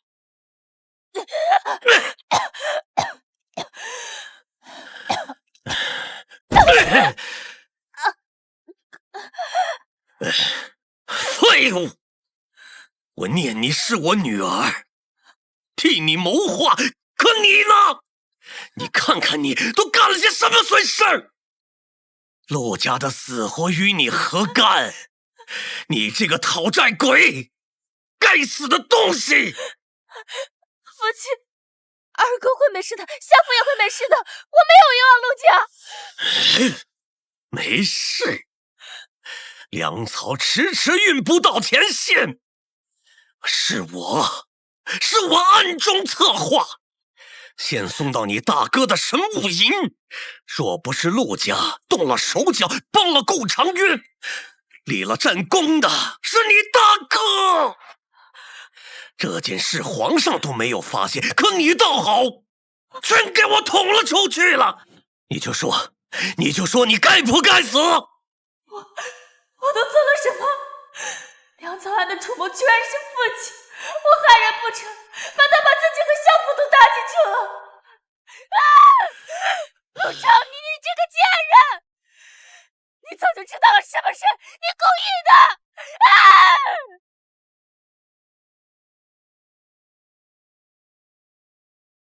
朕料到，这粮草贪墨一案牵扯的官员远不止一两个。原本朕只想敲山震虎，略施惩戒，但没有想到牵扯的官员如此之多，竟将手伸进了军粮之中。还未查到幕后之人，并且臣怀疑此次平潭一战与当初漠北一战的粮草贪污案有牵扯，也就是江家那桩案子。既如此，此案朕全权交予你继续审理。臣遵旨。夫人，世子回来了，已到前院，您快到院门外迎接吧。据说沈嬷嬷是人静院的老嬷嬷，打小就照顾世子的起居，在这院里说话有些分量，往后怕是要留心些。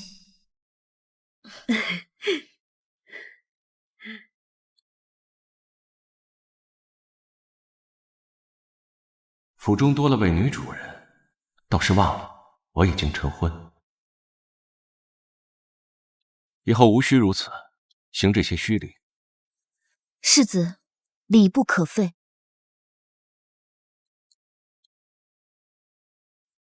人静院分为好几个住宿，成婚后，世子没让我住在林婉晴住过的听雨轩，而是将我安置在与他月华轩一墙之隔的香雪院。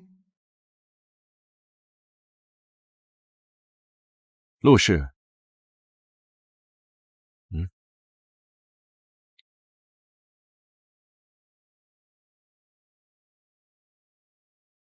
你早知平潭一战背后有人操控吗？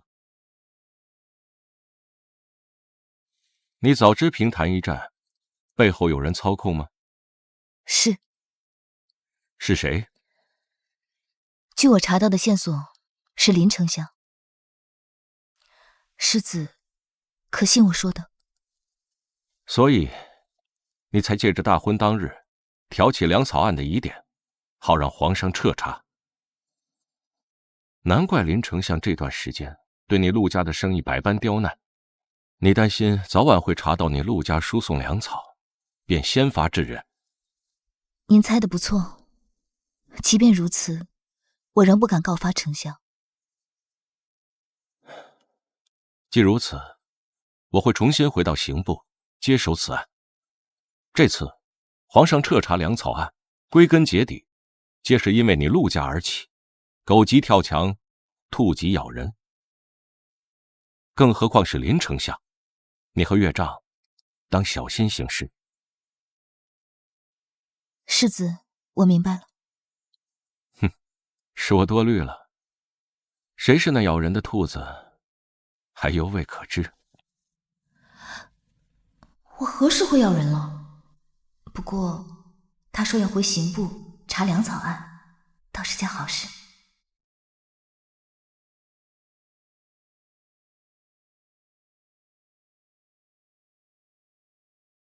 世子，查清楚了，你之前所中之毒来自宣谷。好了，此事不必再查了。是。宣国，该来的还是来了。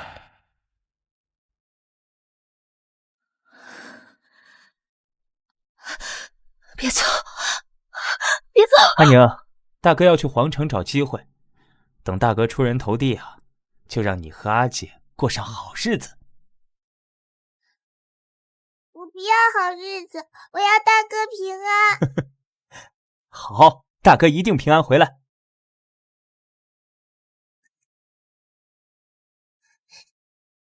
大哥，大哥，大哥！别走，别走！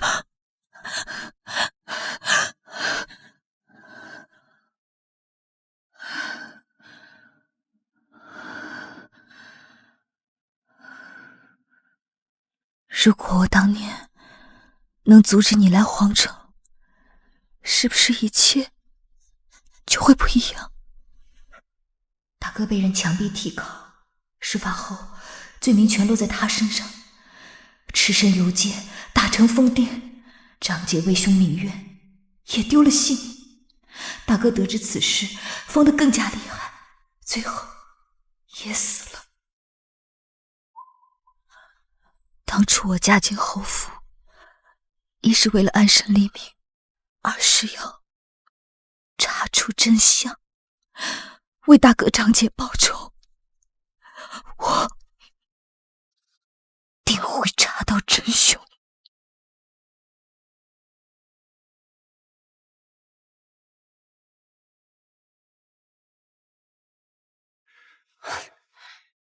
世子，需要准备晚膳吗？不必了，让香雪院多备一副碗筷就好。是。恭喜世子重新入职刑部，也祝愿世子早日破获粮草案。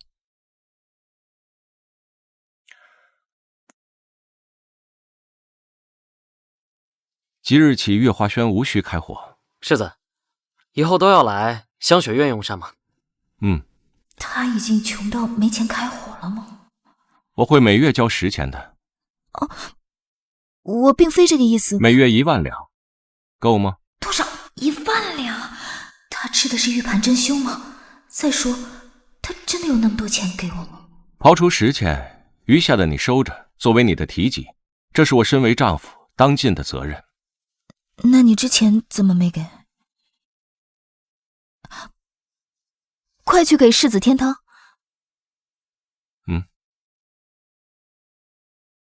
此前确实不信任你。他还真是实诚的可以啊。这个月的1万两，我待会儿让阿蛮去取。不必了。账房的钥匙给你，以后这仁静院的账和钱便交由你打理。仁静院的还有账房钥匙，我怎么从未听闻？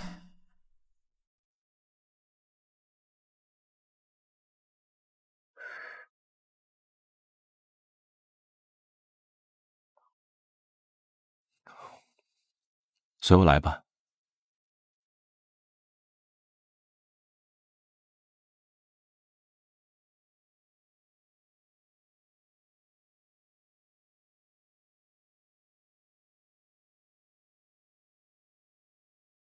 你们便守在这儿吧。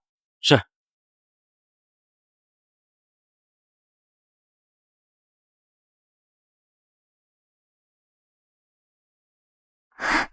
世子深藏不露。嘘，低调。这些是皇城内54间铺子的账目，其余200余间铺子的总账，月底送到。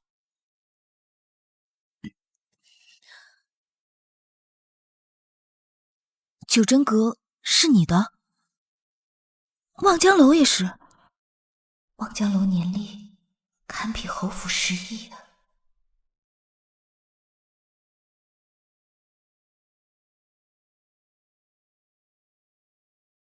这一沓是所有备用金与钱票，约30万金。这些是所有田产、宅邸、铺子的地契以及矿山。30万金只是备用，矿山朝廷禁止私占，与他相比，陆家的资产不过一点点啊。这些父亲母亲可知晓？他们不必知晓。他到底是个怎样的人啊？财富远超陆家，最重要的是，陆家是父亲打拼几10年才有如今的陆家，而世子这个年纪，竟已经富可敌国了。可是，当初公爹欠债10万金，世子却不管不顾。他对亲生父母尚且防范至此，为何对我这个有名无实的妻子却这般放心？还是各管各的吧，这样更清楚。这么多家当，着实不敢接呀。怎的？还要拿桥？那我可就……别的倒也罢了，那些地契实在是舍不得。但防人之心不可无，这人好端端的突然把账交给我管，实在诡异。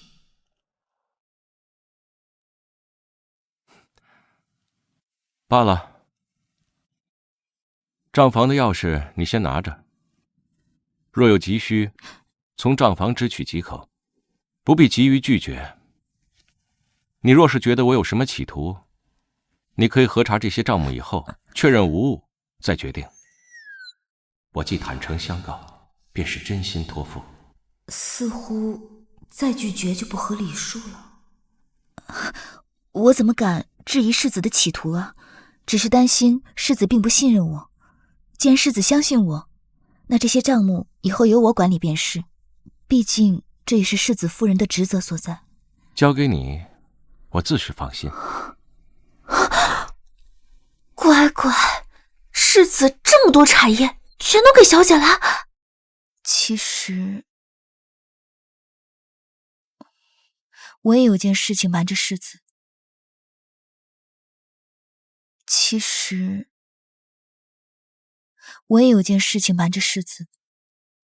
说。我们陆家藏着一个秘密。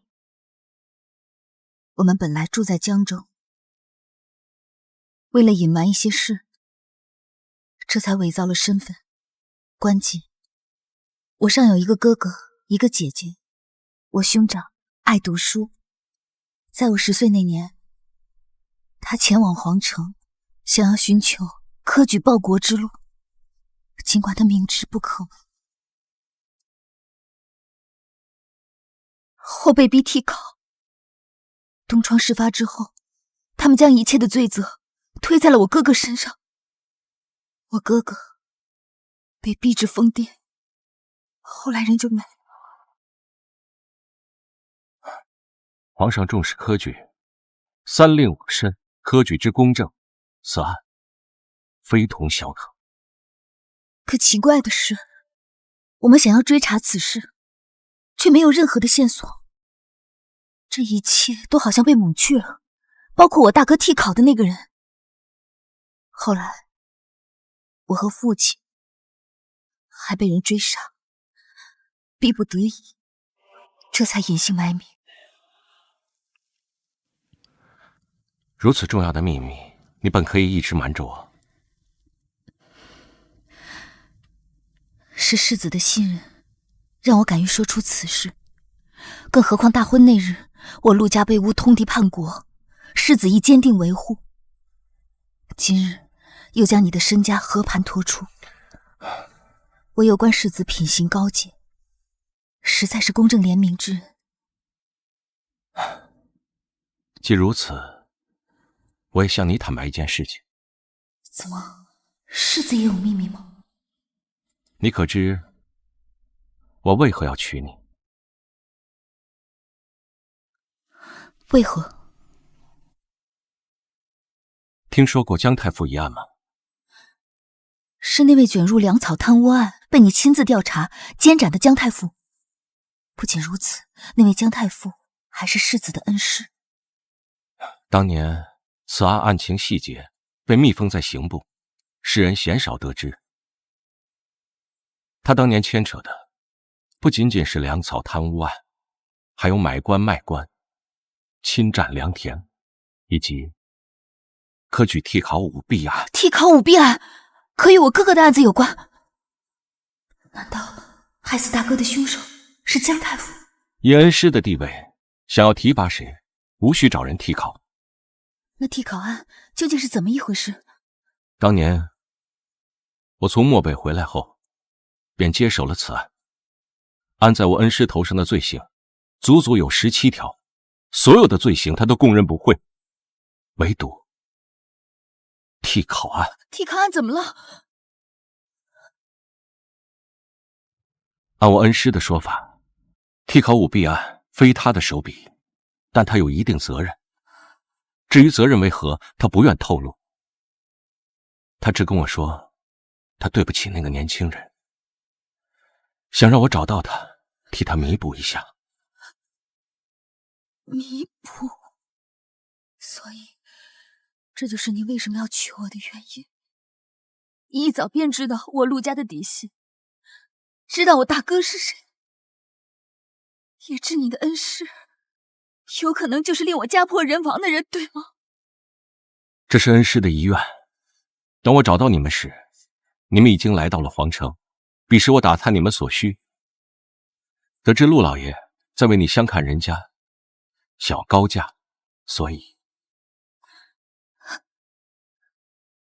原来我与顾长渊的婚事都是你有意促成，难怪当初公爹欠款10万金，世子明明有能力帮忙还清欠款，却不出手，原因竟在这儿。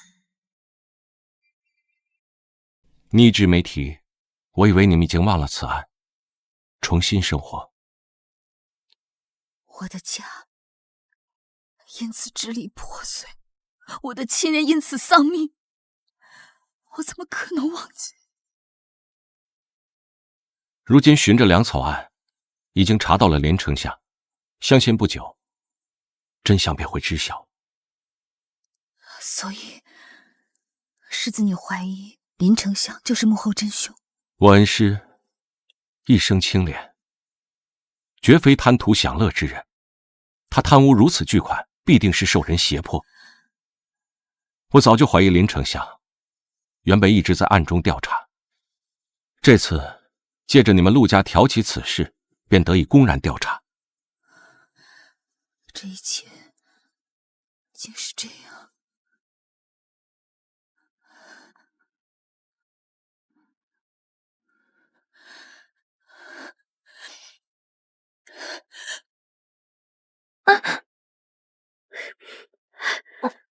夫人怎么了？脸色这么难看。我也不知道。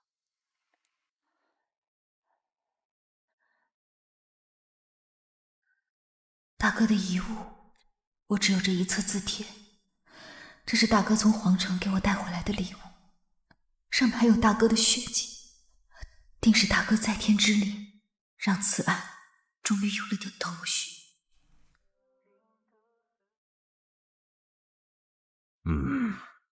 今日把大家召起来，是有件要事宣布。我侯府一直无所出，这令我愧对顾家的列祖列宗，故此我决定，从即日起，若长房再无动静，我便纳妾。妾室将来生的儿子，照样可以继承我侯府的爵位。侯爷，你说什么？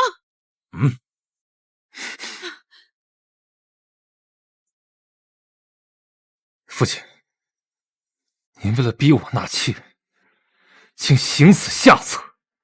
我何时逼你？你不愿纳妾，我纳妾还不行吗？难不成要让我侯府断子绝孙不成？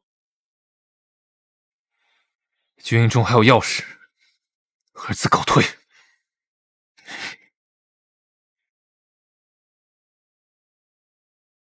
恒儿，父亲，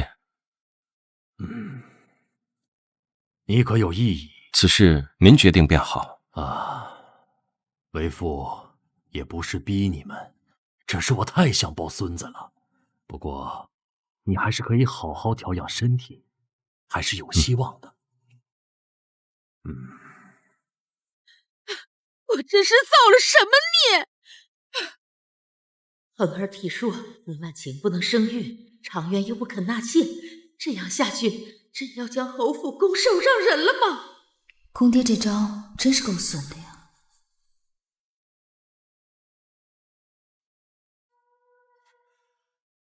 姑爷这事儿做得不妥，倒也在情理之中。为今之计，是你们大房要齐心，无论如何都要把爵位攥在自己人的手里。如今也只能指望常渊了。可是这孩子脾气倔，要他纳妾，他总是推三阻四。光指望常渊一人，还是不够稳妥。要我说，那陆氏也得赶紧还手。陆氏，恒儿的情况你是清楚的。不管恒儿如何，只要陆氏的肚子能有所出，就是为长房续命了。等再过个3年5载，还怕常渊不纳妾？您这是何意呀？怀个孩子还不容易吗？此事我来安排。后日你大哥长孙的周岁宴，人多眼杂，正是机会。你将恒儿和陆氏引到后院东厢房歇息，那屋里的药就足以成事。外头是谁？回禀老太太，不知是哪里来的野猫打翻了花瓶。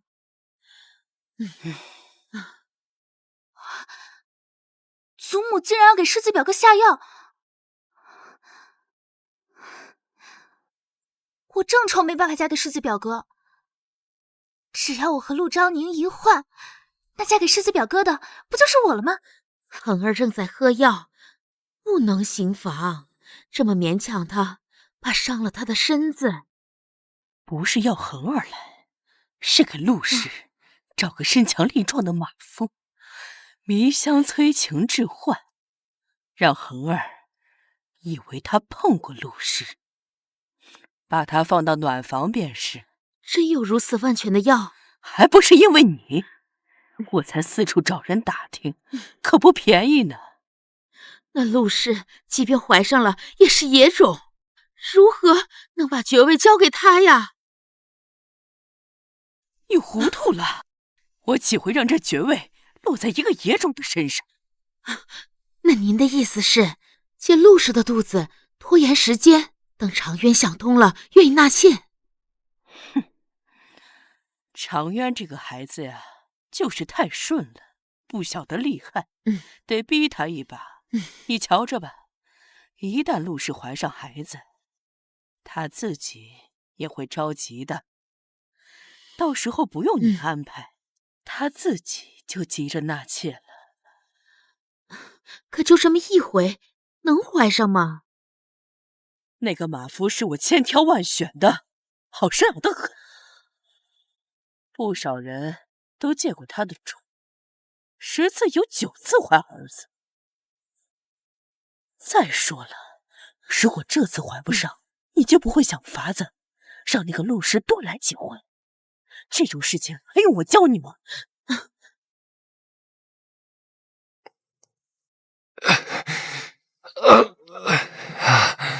怎会如此体热难耐？夫君，我来陪你可好？过来，快！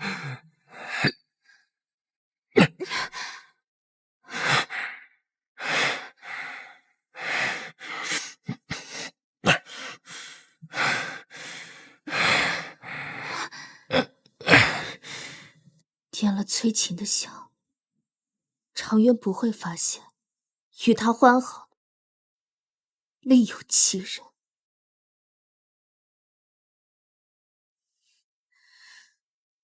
若非公爹要纳妾，若非我现在急需一个儿子，我绝不会给自己的夫君送女人。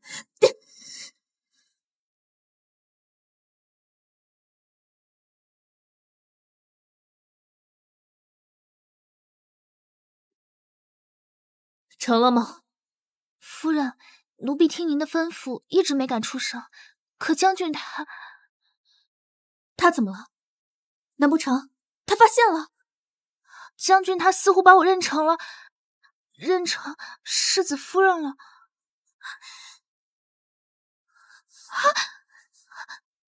你说什么？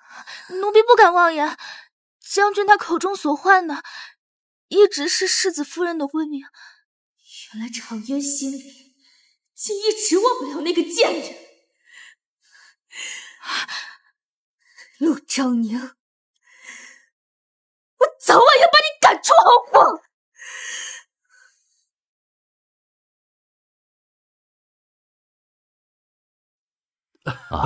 世子、侯爷，诸位好久不见。诸位大人也是多日不见呐。多日不见，多日不见。能怪我想纳妾吗？但凡两个儿子能早日给侯府添丁，这开枝散叶的事儿也轮不上我亲自上阵啊。母亲，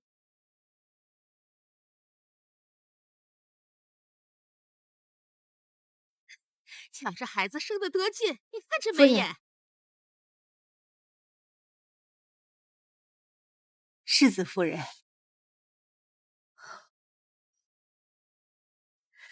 世子夫人，听说侯爷发话要纳妾，而且若是妾室先生下男丁，未来这侯府的爵位都归他，直接跳过世子和顾将军，这事可是真的？若说公爹想要抱孙子，那自然是真的。但是我夫君和小叔都还在，跳过他们，怎么个跳法？这话可不是我说的，是他们都在传。既然是传言，自然是当不得真的。夫人何必在这搬弄？你，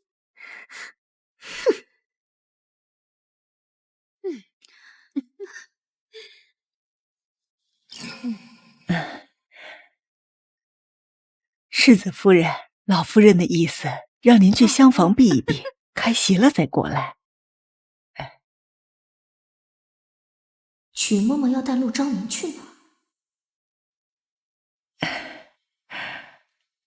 世子夫人，老夫人也是为了侯府的声誉着想。今儿来的这些人，总想着打听侯府爵位的事儿，老夫人不胜其烦。您第一次参加这种宴会，夫人怕您不会说话，您能避就避吧。来，您随我来。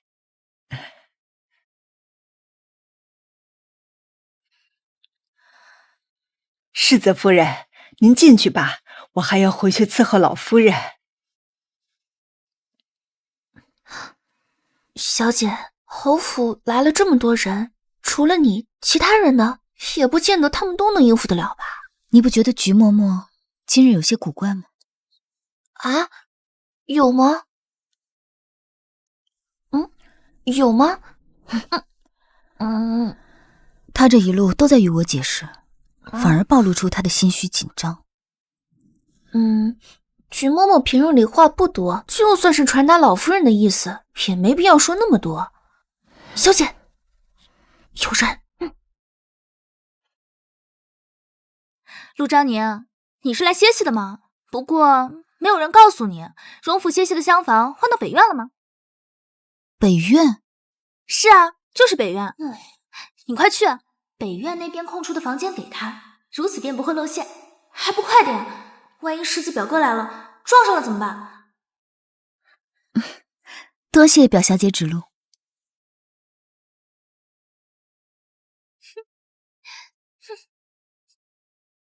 小姐，我觉得这荣欣欣也有古怪，方才她那眼珠子滴溜转，一看就没安好心。北院肯定有什么陷阱。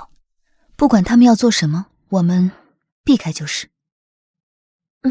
是小姐。走。老夫人安排妥当了。陆昭宁没回来，去瞧瞧怎么回事。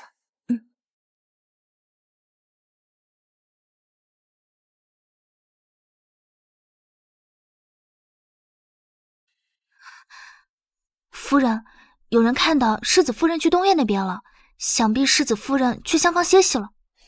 好端端的，怎就赖着他？此事必有古怪。婆母和菊嬷嬷鬼鬼祟祟，不行，得去看看。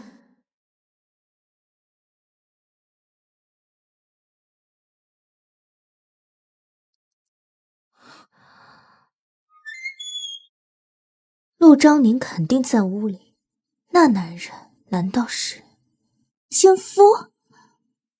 不对，如果是陆昭宁私通男人，婆母让菊嬷嬷做什么？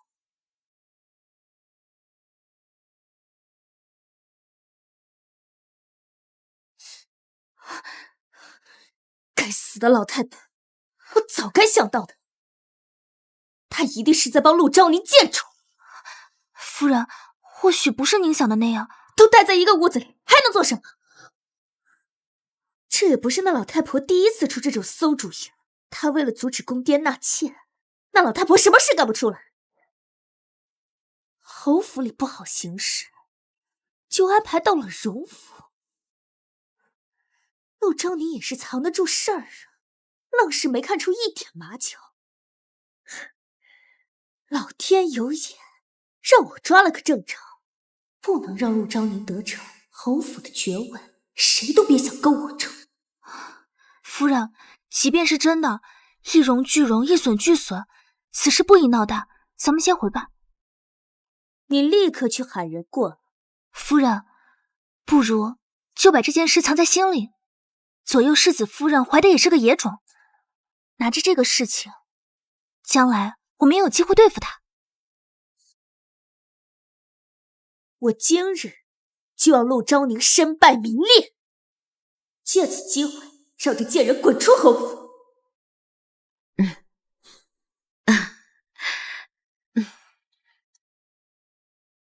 老夫人，奴婢没找着世子。他不在隔壁吗？奴婢去了好几回，没瞧见，还不赶紧去找！是。大人，借有说话。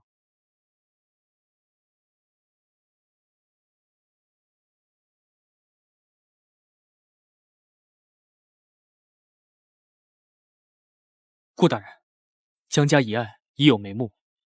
好，你做得很好。江家一案关系到大人的恩师，属下自当竭尽全力。叶大人，你先去歇着。是。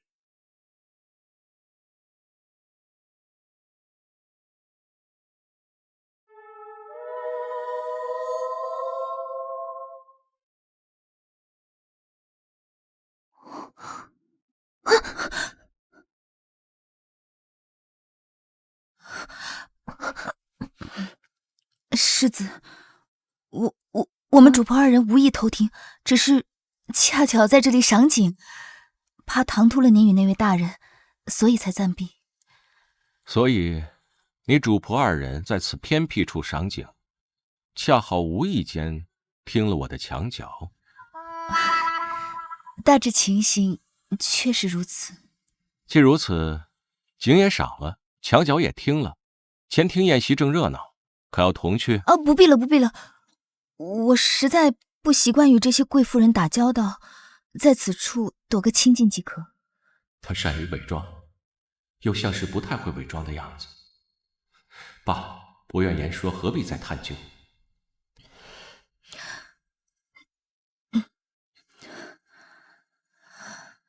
脖子怎么了？无妨，许是刚刚触碰了草木，有些不适。别抓。阿蛮，你去府外马车处去找石寻，取些膏药。是。多谢世子。慌慌张张干什么去了？有个男人，他进了世子夫人所在的厢房。夫人怀疑世子夫人她与人私……不，世子夫人并非品行不端直，她应该是为了怀上孩子。为了避免世子夫人酿成大错，夫人让奴婢去告知老夫人。陆昭明，你竟敢不知廉耻！为了那个病秧子，为了爵位，你竟敢做出这等肮脏下作之事！此事不需要告诉母亲，更不能声张。我去处理即可。是。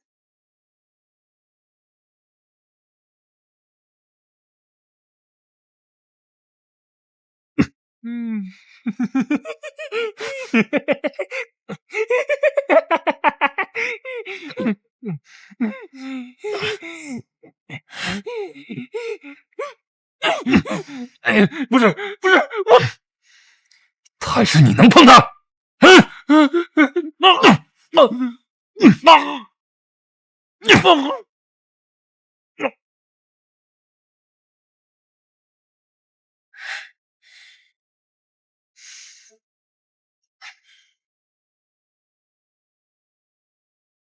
兄长，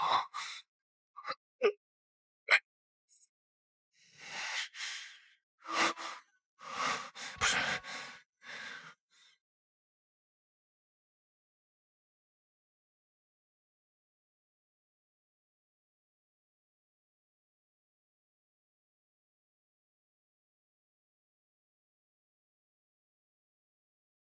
我让你偷人，我让你勾引别人。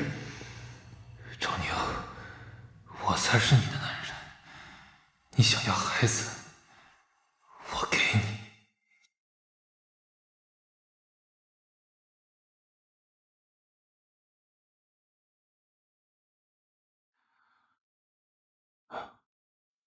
我去外面守着。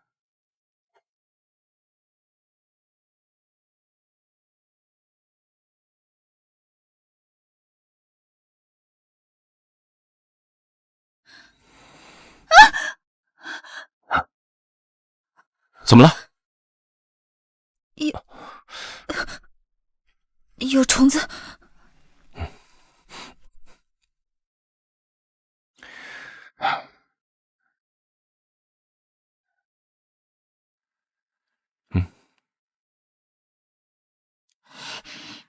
你打算穿成这样回宴客厅吗？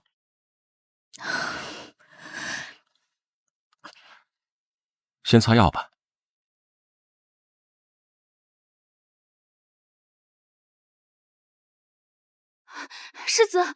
世子夫人她与人苟合，请您快些去看看吧。你说什么？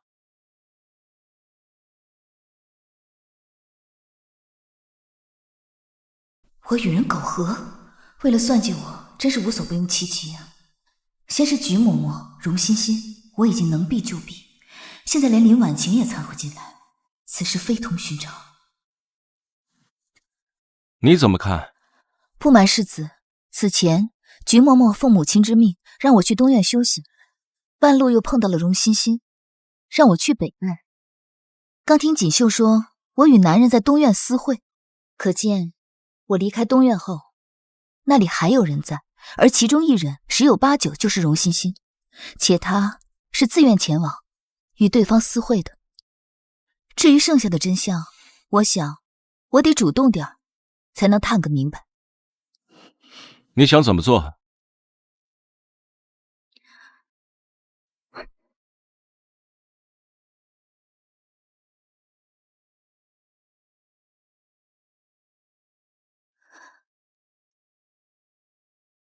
请世子即刻派人前往东院，帮我守住那里。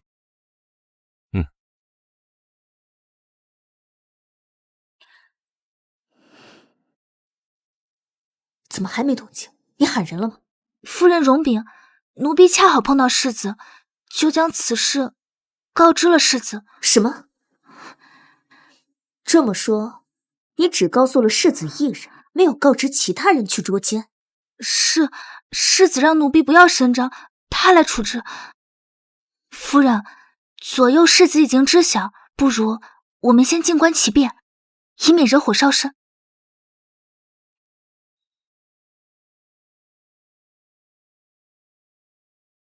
没能让所有人看到陆昭宁的丑态，虽是不快，但你说的也在理。世子处置，陆昭宁的下场只会更惨。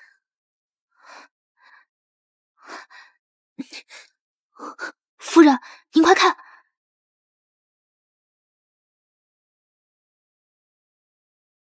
我们家小姐要见老夫人，否则我们不建议把这事闹大。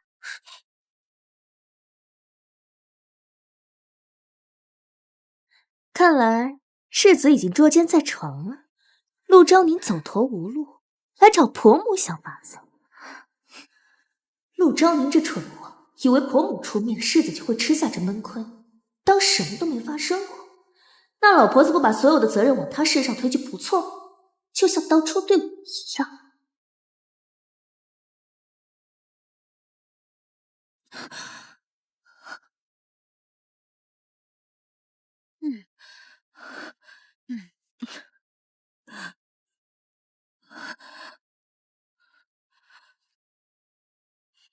看来马夫很可能已经把事办了。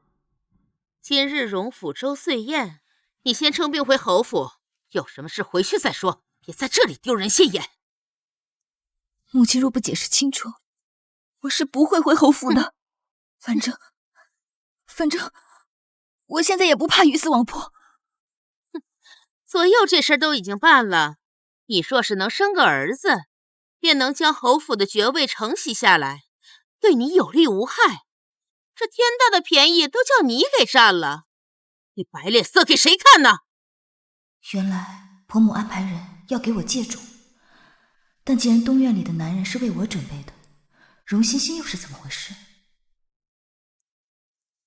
婆母安排这遭，是怕父亲纳妾，将来妾生下来的儿子可以继承爵位，对吗？可是你怎么不事先同我商量商量呢？我还以为我遭人算计，要将我赶出侯府。这事做的隐蔽，不会有人发现，你也太多心了。既然你都已经知道了，不如趁着还有时间，赶紧回去与那马夫多弄几回。母亲，这事您真的算无一策吗？那个马夫，你可与他交代清楚了。这不是你应该操心的，你只要能生个儿子出来，哪怕这个儿子他不是侯府的血脉，也无妨吗？这有什么的？那您就不怕世子知道吗？这件事不可以告诉恒儿。原本有那迷香，能让你们夫妻俩以为是彼此，现在出了点岔子，只要你不说，之后的事我可以瞒，恒儿也不会知道真相。倘若你不识抬举，将这件事说了出去，那你就是私会奸夫，与我毫无干系。母亲，您竟想诬陷我？恒儿是我的儿子，你说他会相信谁？起开！你这个毒妇！侯爷，你这个毒妇！侯爷，刚才那些话他们都听见了。竟然能做出这种不知廉耻的事情，侯府的血脉岂容你如此乱来？我看你简直就是恶毒至极！侯爷，不是这样的，你听我说，我只是……只是什么？都这个时候了，你还想狡辩不成？恒儿，你要相信我。我有耳可听，这件事情您大错特错。你还有脸让恒儿信你？你也不看看你都对他做了什么？你竟然让他的妻子去上一个野男人的床！你是要把我侯府的脸都丢尽吗？我看你就是只顾你自己。是你对不对？你跟侯爷他们说了什么？是你故意把我引到这儿，刚才的那些话也是你故意引我说的。侯爷，恒儿，你们不能听信他。够了！难不成刚才那些话都是儿媳妇逼你的，我看你真是无可救药。婆母说的没错，是我安排世子和公爹过来的，但也是他咎由自取。我无药可救，那还不是被你逼的？要不是你老糊涂，非要纳妾，还要让妾室的儿子继承侯府，我至于被逼成这样吗？这一切都是你的错，是你让侯府成为笑话。这事怎么能怪我？这论起来，这2个儿子也是你养的不争气，2个没有一个能给我侯府开枝散叶。借种，这样愚蠢的法子，婆母究竟是怎么想出来的？你都给我停下！都给我停下！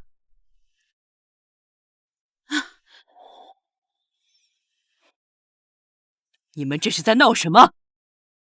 见过岳母大人，您有所不知，你不知道他刚才都……行了，我都知道这件事情其实是我的主意，你要怨就怨我吧。你说这都是您的主意？恒儿，外祖母这么做其实是为了你好。按道理，等你父亲100年，便是你这个世子继承侯府的爵位，但你父亲竟然越过了你，直接把这个爵位拿出来许诺给一个妾室的儿子。他觉得你是活不到他100年，还是早就有了废掉你这个世子的心思。岳母，并非你所说的这样，更况且不管怎么着，也不能让昭宁和马夫，你这是置恒儿于何地呀？恒儿，外祖母实在是没法子，才会如此。我不能眼睁睁的看着我外孙的爵位被一个庶子占了去。想来当初你用战功求娶陆氏，也不会因为她是黄花闺女。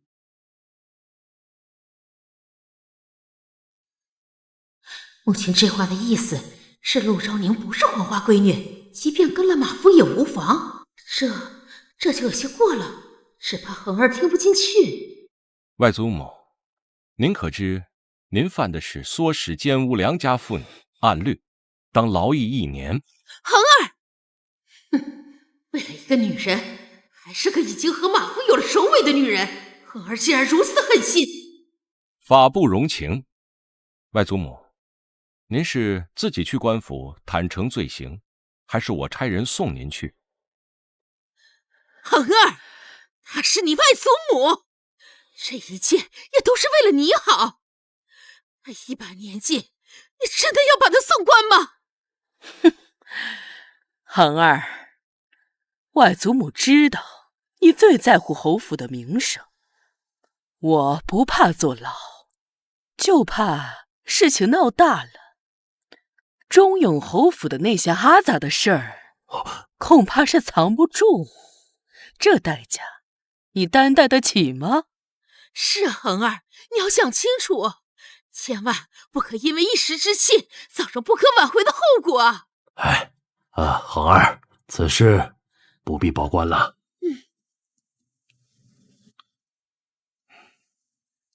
外祖母，那这件事情，您想怎么办？今日东院未发生任何事情，如何？外祖母，若真正遭遇此事的是您的亲孙女，您也当什么都不曾发生过，让她吃下这哑巴亏，是吗？当然，若牺牲一人换得皆大欢喜，有何不可？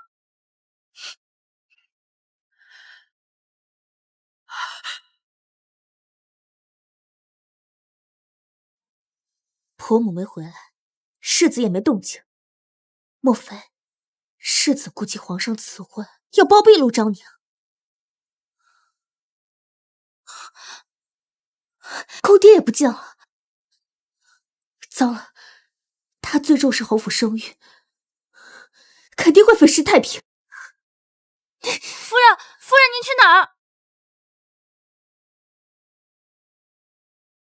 许氏最爱搬弄是非，此前他要与陆昭宁有过口舌之争，我把私通之事透露给他，他果然比我都积极。这事发生在荣府，让他去揭穿是再好不过的，我可不往前凑，免得惹祸上身。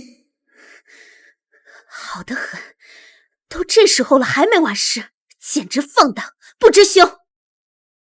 几位夫人，你们都已经开席了，世子夫人还没来，我担心她身体抱恙，特地和几位夫人前来探望。世子夫人没事。放肆！我是荣家三少夫人，我听到东院有人行污秽之事，岂能坐视不理？速速给我让开，否则我就要去请公爹他们过来了。荣家嫂子别生气，这里头肯定不是世子夫，不晓得是哪个院里的丫鬟。哼，我荣府的丫鬟断然不会行此事。来人，快把院门给我撞开！我看谁敢！快去请母亲。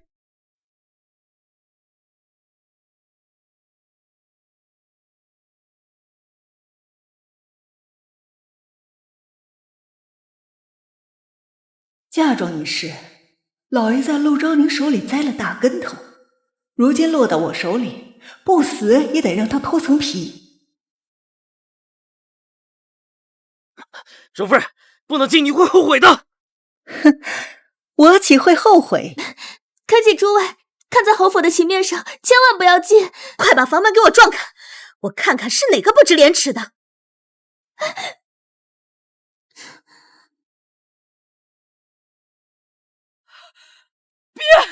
别进去！完了！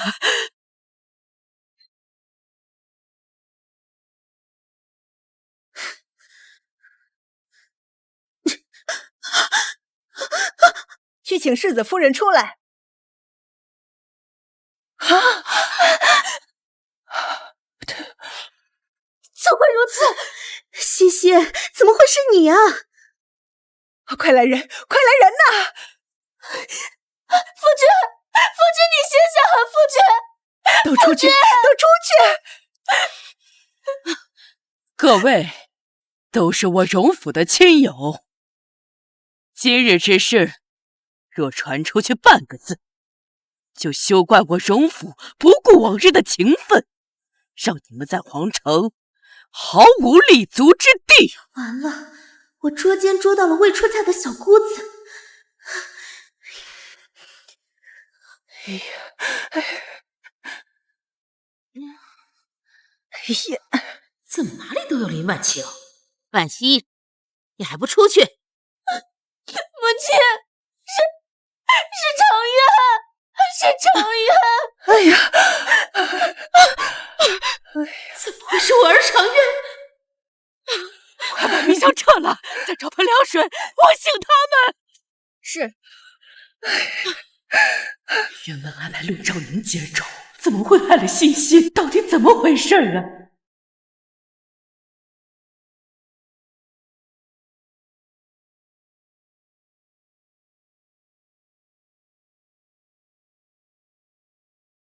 去找世子兰。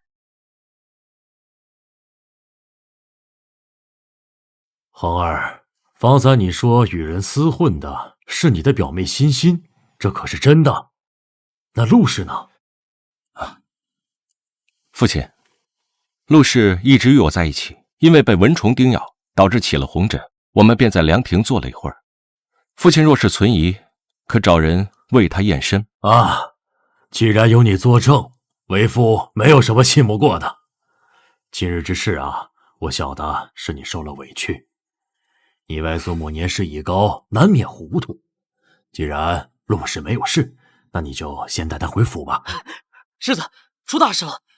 荣老太太让你马上过去。是二少爷，屋里的是表小姐和二少爷。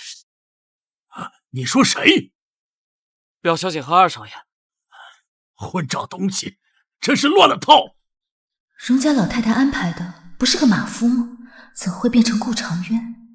此事没这么快结束，可要一同去看看？你这个混账东西，阿杂玩意儿！你竟然能做出这种事来！你，恒儿，世子表哥，是你对不对？一直都是你对不对？不可能是别人的，你们都在骗我！世子一直同我在一起。你胡说！一定是你，一定是你用了什么诡计，你移花接木，把世子表哥换走了。够了，恒儿，是外祖母对不住你，但欣欣是你的亲表妹，她遭人陷害，你岂能袖手旁观？外祖母为何觉得表妹是被人陷害，而非是她亲自走进这个屋子的？绝无这种可能。这里是给客人准备的厢房，欣欣没事儿跑到这里来做什么？表妹，是这样子的吗？我不知道。母亲说过，屋里的迷香会让我和世子误认为是彼此。我猜外祖母原本是计划想将我与世子骗到此处，可是未曾想表妹隐约知晓了这个计划，却不知晓还有马夫一事。她心悦于世子，想要取代我，与世子行事，故而将我引开的吧。不，祖母，不是这样的，是他胡说，他污蔑我，祖母。欣欣这副模样，怕是被陆氏说中了吧？原来这场局是婆母为陆昭宁下的，结果却害了欣欣，这老不死的。但小叔为何出现在此，我实在是想不明白。夫君，是不是有人要害你啊？逆子，你现在装聋作哑，有什么事情现在说清楚。我听下人说，长嫂与人通奸，为了顾及侯府的颜面，打算私下解决。进了这间屋子，我就不受控制。我是畜生，我是畜生，我对不起表妹。夫君，你也是中了药啊！冤孽，冤孽呀！老大媳妇儿与刘家的婚事罢了，欣欣只能嫁给常渊了。祖母，母亲，怎能如此草率？顾长渊已有正妻，欣欣他若是给世子做侧夫人，倒也认了；可做顾长渊的妻，那绝对不行。那你说，你要如何？欣欣和长渊已有夫妻之实，再给他找夫家怕是难了。可我好好的女儿，怎能给人做妾？母亲，总之，欣欣不能做人妾室。做妾，我只做世子表哥的妾，我不要嫁给二表哥，我不要。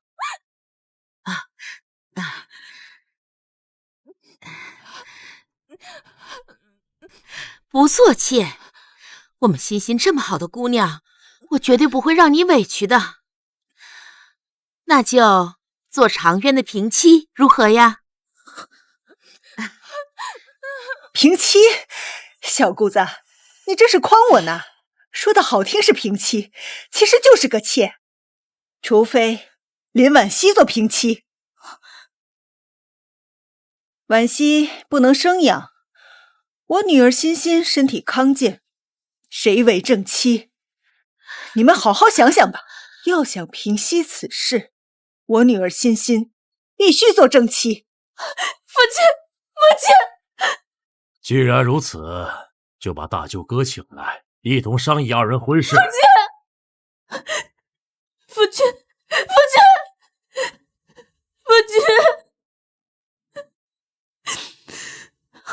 不行，我不做平妻。婉熙，你要顾全大局。若要商议此事，那你当去相府，把我扶起来。最近相府都不与侯府往来，显然是顾忌了入宫的嫡女林秀玉，已将林婉晴视作弃子，不愿再与侯府有任何牵连。今天你就是把皇上请来了，也是这个结果。你不能生表，按照我朝例律休了你都可以。现在让你做个平妻，你有何不满意呀？原是捉奸陆昭宁，现在就变成我被贬妻为妾，怎么会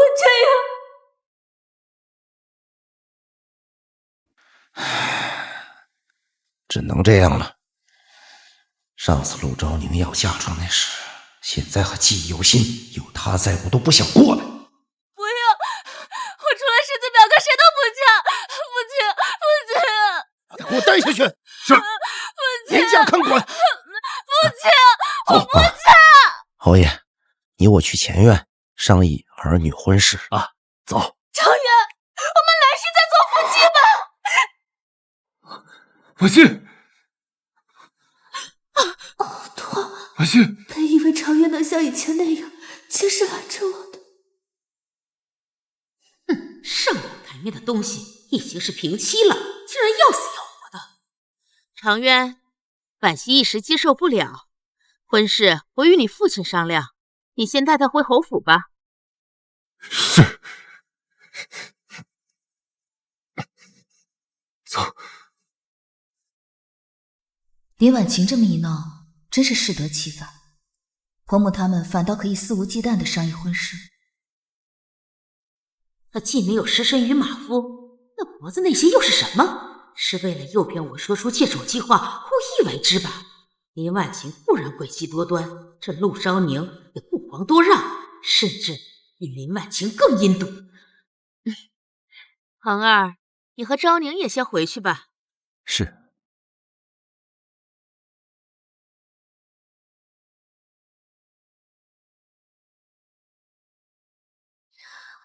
世子方才与那位叶大人谈论江家一案，不知进展如何？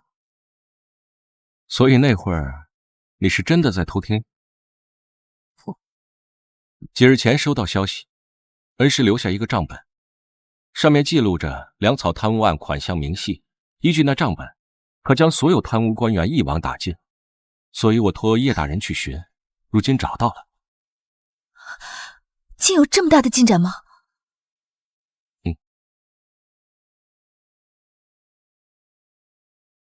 林相，刑部那边已经动手了，我们可不能坐以待毙呀！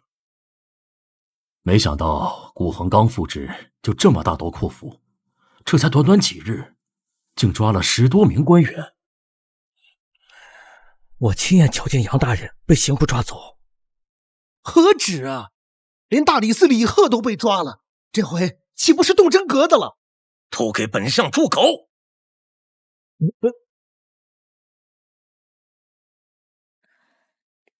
世子真的抓了李贺？那位李大人看起来挺正直的，怎么也会牵扯粮草贪污？恩师的账本上有李贺的名字，不过此人并非主谋。那就是李贺背后还有人，是林丞相。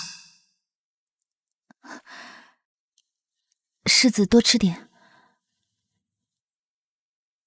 混账！朕真是看走眼了，竟没看出李贺亦是贪赃枉法之徒。皇上，李贺现已收押审讯，他虽非幕后主使，但必深受那人信任器重。顾恒，你跟朕说实话，是朕错了。皇上自登基以来，拨款增补粮饷，边关胜仗连连，削减赋税，百姓安居乐业。说了这么多，你仍未直面朕的问题。朕降低官员俸禄，错了吗？帝王功过，当由百姓与史书评说。为官者或有怨言，然我大梁4海之内，无人不称颂皇上恩德。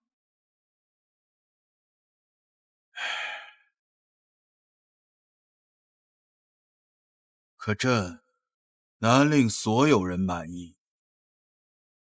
正因如此，才令李贺这般重臣心生怨恨，铸此大恶。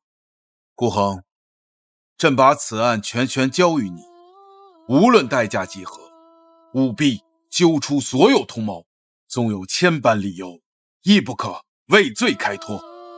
他所贪的军饷，是我千千万万为大梁抛头颅洒热血的将士们用命换来的抚恤银，朕不能寒了将士们的心。臣遵旨。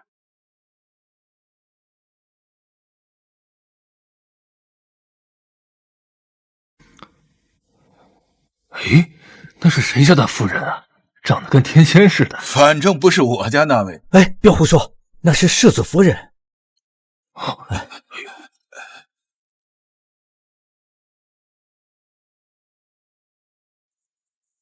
世子，你怎么来了？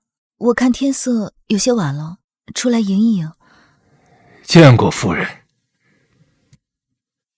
夫人是特意来接大人放牙的吗？我是来的不太合适吧？外面风大，先上马车吧。真是般配呀！是啊是啊。风？哪来的风？哦，你为何回来？我不应当来吗？不是不该来，我只在意你为何而来。是府中出了什么事吗？府中无事，是沈嬷嬷觉得我应当来。当然，我本人也是很愿意来的。是好奇刑部审讯的进展吗？也是有这方面的原因。其实你不用刻意来刑部，等我回去告诉你，也是一样的。是。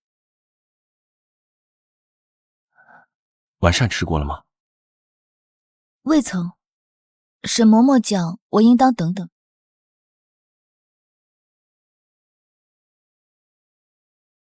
你是世子夫人，不必事事都听沈嬷嬷的。沈嬷嬷是懂规矩的，毕竟我作为您的夫人，自然应当事事以世子为先。世子！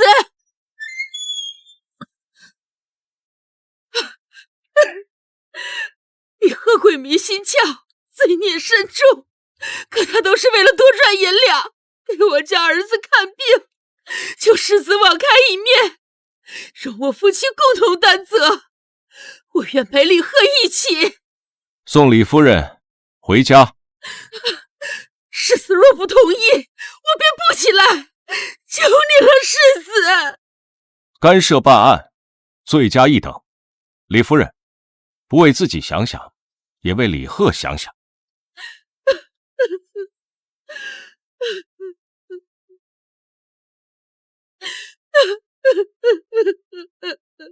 夫妻本是同林鸟，大难临头各自飞。他这样的倒是不多了。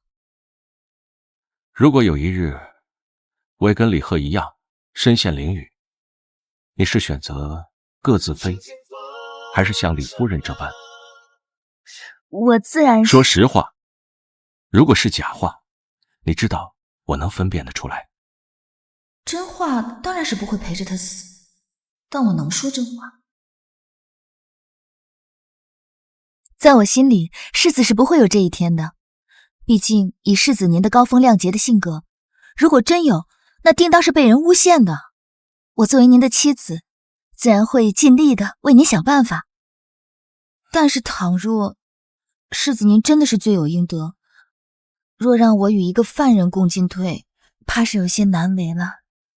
或许从皇上赐婚那一刻，你我的命运早就绑定在了一起。世子说的是，所以不需要假设。夫人说的是，不过你嫁给我是因为我是侯府世子的身份，并非我这个人。如果有一天我真的身陷囹圄，我希望你不必背负世俗枷锁，保全自己即可，我不会怪你的。是出了什么事吗？粮草案？不是，未雨绸缪罢了。如果我是李贺，因为自己的案件牵连了妻儿，入了黄泉都不会安心。世子您多虑了。确实多虑，毕竟我只有妻，并无儿女。这话我真没法接。世子，关于我哥的案子，您可有把握？我若说我没有把握，你当如何？我自然是信你的。若是连您都没有把握，那我或许会认命，亦或许我会孤注一掷，告御状。你若是信我，孤注一掷的事交给我。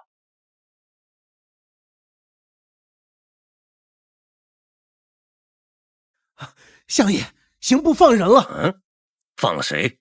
之前刑部说抓人就抓人，还跳过了许多流程，而今已放出来大半，还都恢复了他们的清白之身。相爷，定是您的计策起了效果，在朝堂上施加压力，每天弹劾刑部抓人的奏折一大堆，这不，刑部他终于……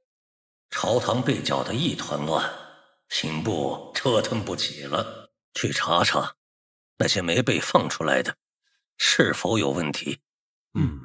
距离皇上寿宴没几天了，不可以掉以轻心。是。李大人，相爷有话带道。若李大人能主动认责，认罪伏诛，您的家人必竭力的照拂，不然便会求生不得，求死不能。我如何相信丞相会信守承诺，不会在我死后斩草除根？李大人，相爷向来一言九鼎，您只能相信。丞相大人可真是好手段，如此，我李贺还有的选吗？哼！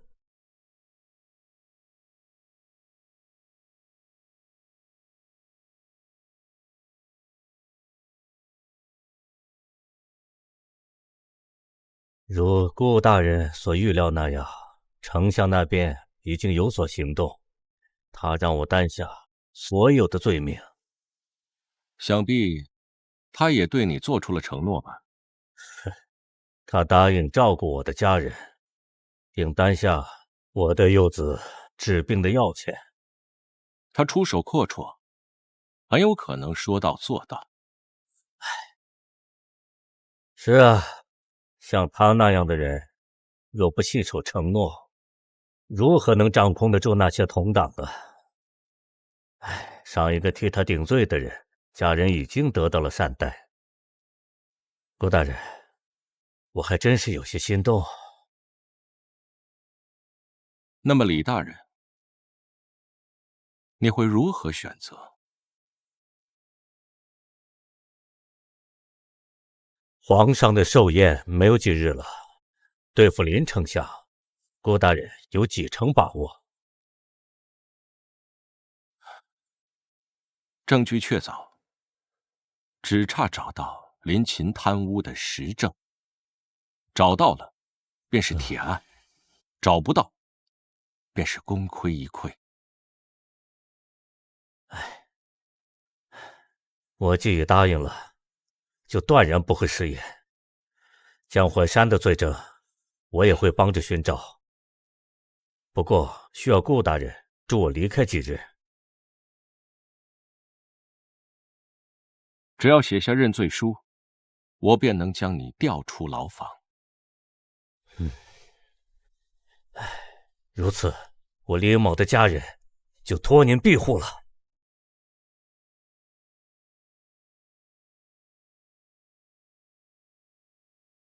林丞相，有人供出你贪污粮草，你如何解释？如何解释？哎呀，顾大人，难道不是应该你拿着证据，让本相认罪伏法吗？本相都不知为何会被抓到这里，也不知道那些人为什么会污蔑本相，何来解释一说？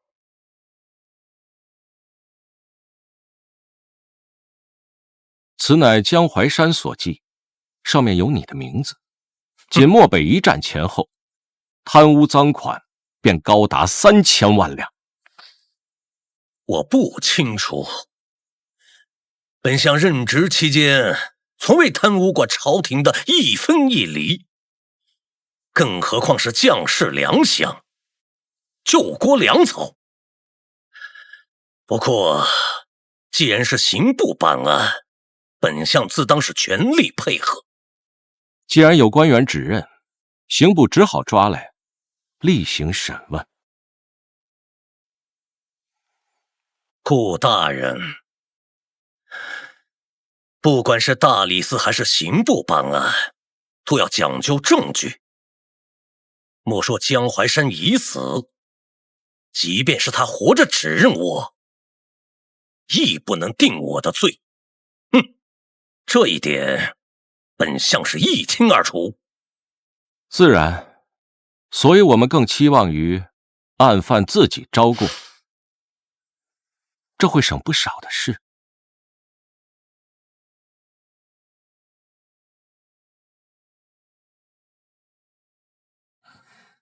世子回来了。林丞相已被押入刑部大牢。世子可有把握定他的罪？他贪污的赃款不知去向，这是眼下最棘手的。那除了赃款，可有其他证据？倒是有指认他的贪污款项明细，只是没有赃款，他大可以否认。不过多费些周折罢了。放心，他这次跑不掉。既然罪证确凿，只剩赃款的话，我来想办法。嫂嫂，求你帮我！世子抓了我父亲，不知道现在如何。狱中确实有不少官员供出了你的父亲，还有这江淮山的账本上啊，也有详细记录他贪污的款项。此事已然板上钉钉，只差最后的审讯。什么？相府要完了？我若是你，便不会纠结这个早晚到来的结果。何况你父亲究竟有没有贪污粮草，你我都心知肚明，不是吗？不是的，我父亲他……既然早晚都会到这一步，你倒不如好好想想你和你娘。你父亲失势，势必会牵连你们母女，到时候只怕侯府也会休了你。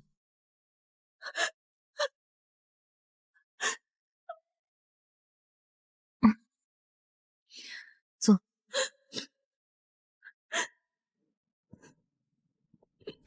我听世子讲，光是漠北一战，你父亲贪污的军粮款就足足有3000万两，这些他多用于打点你那在北边为将的大哥，还有宫中的嫡姐。他进刑部之前，竟已替他们想好了所有的退路。父亲既然贪污了这么多，还给大哥和嫡姐安排后路，那我呢？我娘呢？她不管我们了吗？所以你们只能自救。不对，你想做什么？你拐弯抹角的，你想劝我做什么？陆昭宁话里有话，这绝对不是什么好事。这当然只是我的一个提议，毕竟你父亲贪污的款项至今还没有找到。若是你能找出这笔钱财，把它献给皇上，大义灭亲。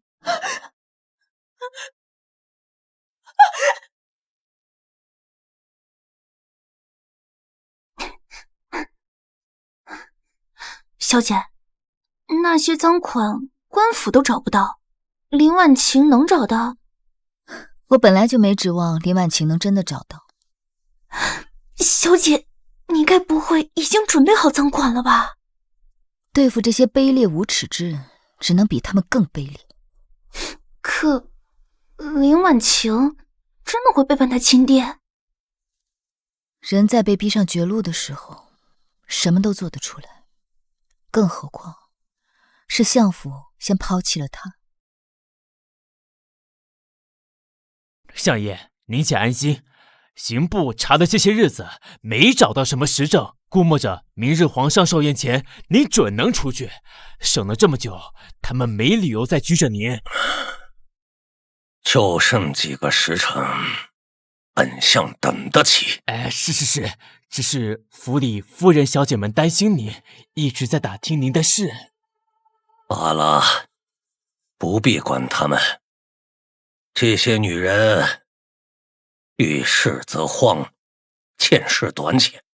左右，本相很快便回去了。行，那您先歇着啊。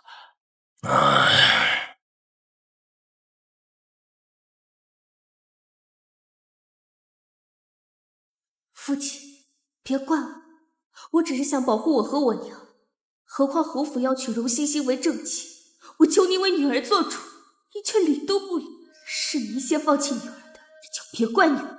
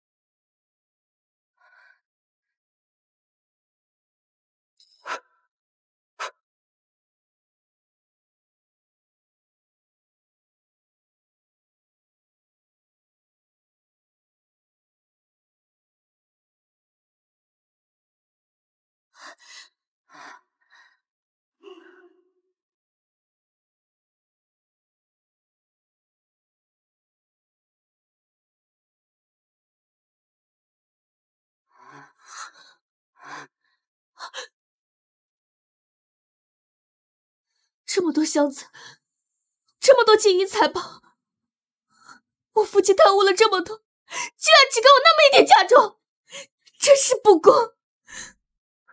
夫人，我们怎么办？把这些赃款交给朝廷立功吗？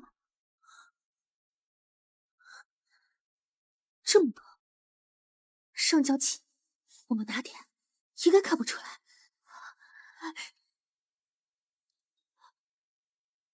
不对，不对啊！我怎么会这么傻？我居然信了陆兆宁的挑拨，就害自己的亲生父亲。就算父亲再不好，那也是相府的支柱，是我的仰仗。不是说还差赃款没找到吗？那只要刑部一直找不到贪污的赃款，父亲早晚会被放出来的。去，多叫几个人来，把这些箱子都抬走。还有这张图，也得烧了。去，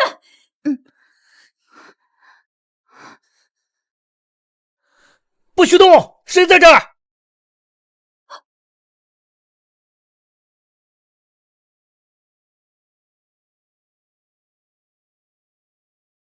怎么这么多人？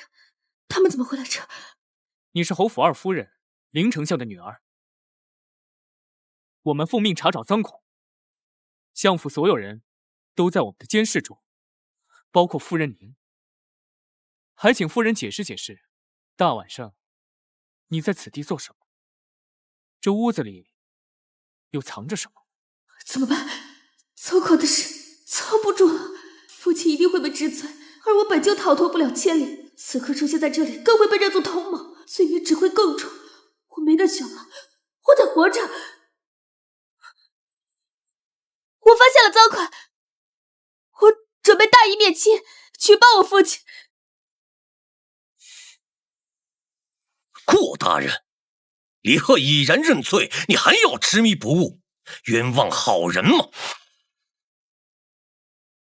丞相大人，您在狱中，消息倒是很灵通嘛。哼，李贺认罪，你却迟迟不上报，就是在针对本相。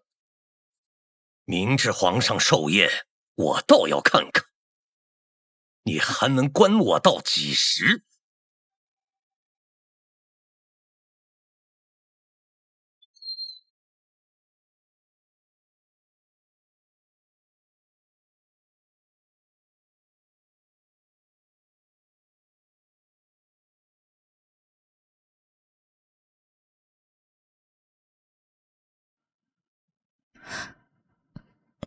世子，我沐浴过了。关于丞相的事，放了。不放不行，明日是皇上的寿宴，我若是不放人，皇上便会忧心。我有件事情要跟你讲。用林婉晴找到赃款吗？如此说来，证据便确凿了。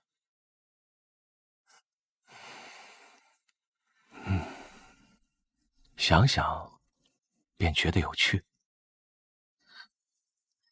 为何会有趣？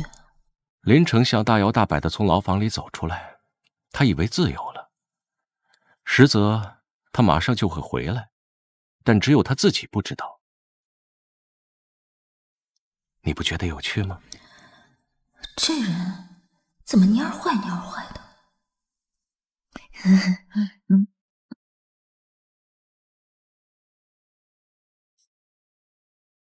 参见皇上。免礼。谢皇上。那掌握生杀大权的皇上，不知会不会给大哥一个公道？今日寿宴开始前，朕有话要讲。此前，朕命刑部、大理寺共查贪污一案，今有大理寺卿李贺主动写下认罪书，并对主谋贪污一事供认不讳，朕甚怒，已判其择日处斩。皇上圣明，此贪官污吏就该斩，正当如此。此次刑部功不可没，今日朕便借寿宴论功行赏。启禀皇上，此案尚未了结。什么？皇上，臣等有话要说。这几人不是先前被提押审问，前几日才无罪释放吗？臣等皆要指认林丞相。难道这些被放出来的才是真正供出我的，而那些没供出我的，反而都在刑部关着？好，顾恒真是好算计。皇上，林丞相控制着我们的家人，如今在顾大人的帮助下，我们已经将家人安置妥善，现在我们豁出去了，林丞相才是主谋。皇上，臣愿意死谏。罪臣也愿死谏。皇上，这些人口中并无实据，定是有人背后指使，诬陷老臣呐！陛下，李贺已伏诛，律法上此案已结了。如果刑部拿不出实证，老臣认为不应随便调查一国之相。皇上，若此案并未了结呢？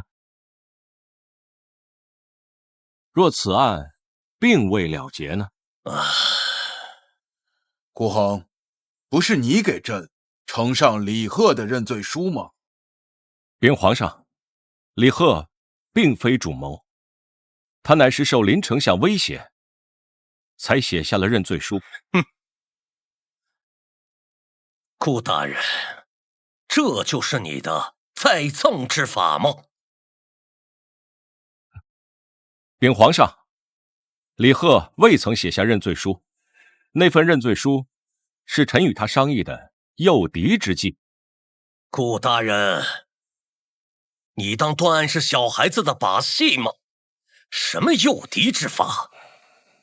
认罪书是随便能写的吗？皇上，李贺现在就可以来到殿上，指认逼迫他认罪的人。准，宣李贺。宣李贺。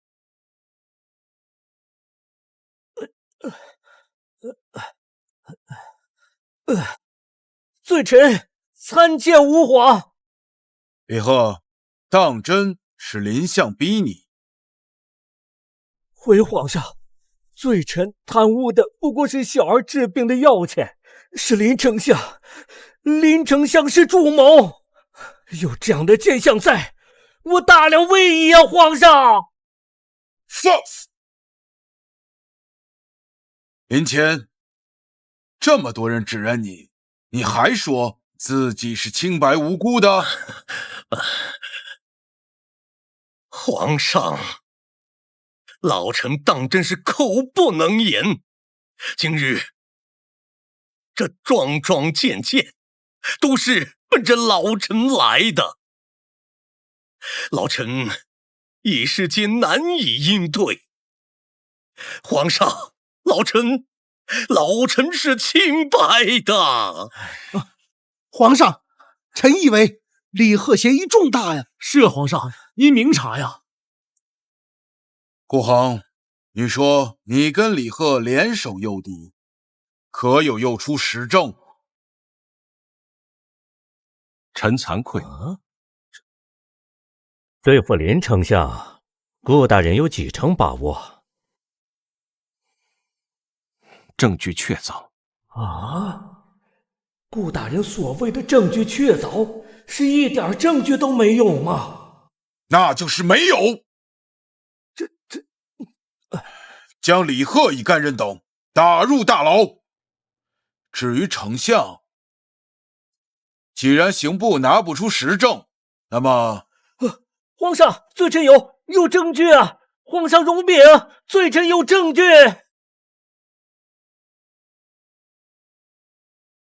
皇上容禀，罪臣有证据。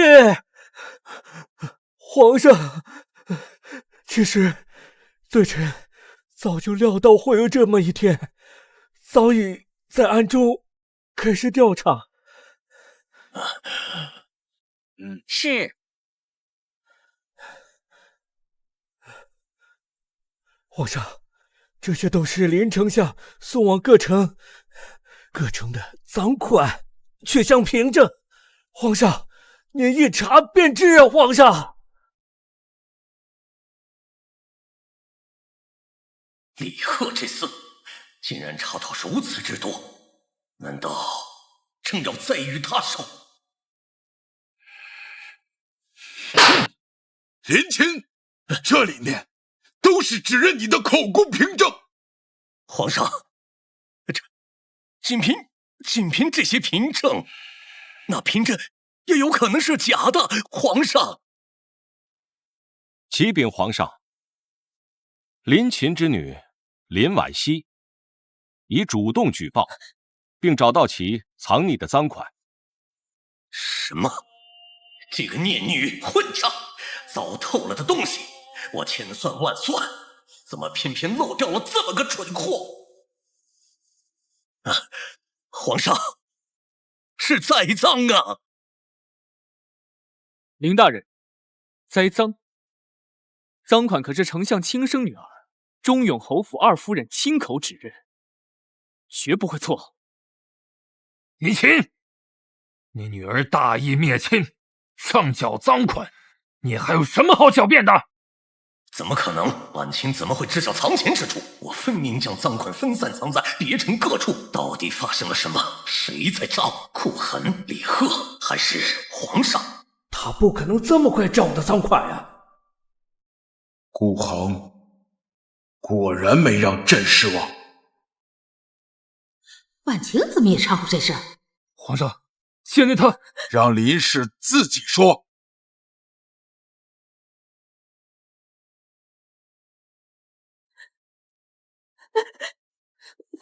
皇上，臣服。婉熙，兹事体大，为父含冤事小，切不可放过那些陷害忠良之人。啊！夫妻自生难，相府彻底完，我绝对不能受牵连，还要活着。皇上，是臣服房间的赃款。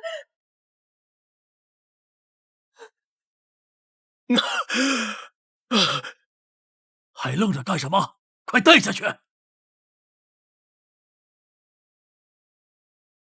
皇上，这是栽赃，是栽赃啊！禀皇上，江淮山留下的账本上面清楚地标明，江淮山当年贪污所得十有七八全送给了林丞相，上面有依据可查。不仅平潭一战，当年漠北一战，林丞相也有贪污。林钦，你不是人！漠北一战死了3万将士，你真该千刀万剐呀！贪污军饷，罪同叛国。林钦，你枉为一国之相！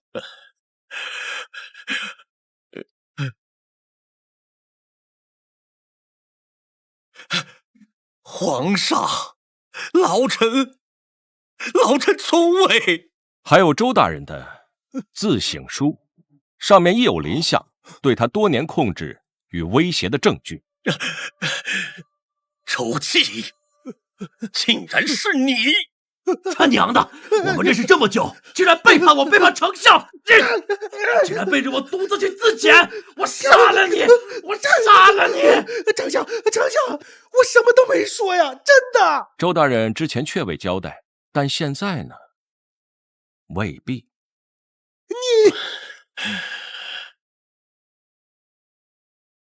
你使诈！住口！即便没有这些事，你贪污一事也是罪证确凿，人证物证俱在。来人，将林秦、周忌、王炳统统拿下！我没错，我没有错，错的是您呀，皇上。臣也曾兢兢业业，也曾想当个清官，是您不让，都是您逼的。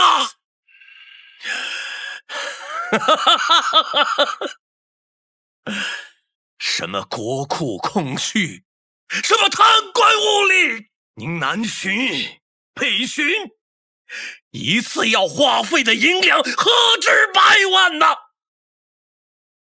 劳民伤财，为何你花得，我们却花不得？为何你想得，我们却要勒紧裤腰带？我不服！苍天不仁，我不服！来人，把他们统统给我带走！皇上，我冤枉！皇上，顾恒明明掌握一些罪证和线索，在皇上说要停止调查的时候，却不站出来，这人心思太深了。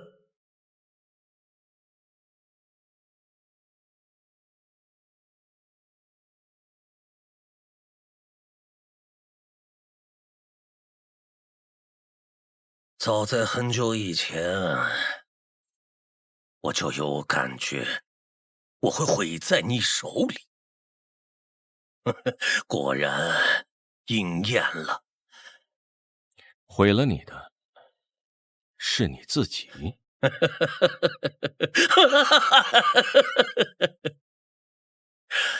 好一个大义凛然呐！我问你，错的只有我吗？皇上没错吗？你那个父亲没用的东西，就因为他的出身，就因为他继承了侯府爵位，心安理得的享受时益，封地百姓辛苦劳作，压完了油，流尽了汗，收成却都要给你们。你们这些蛀虫，没错吗？四海无闲田，农民有何死？我的祖父、父亲都是这么过来的，所以我林秦发誓，绝不让我的儿女子孙饿死。天道酬勤，我寒窗苦读，只为出人头地。官场如战场啊，我也挺过来了。我官居城下，想要吃多少白米饭就有多少。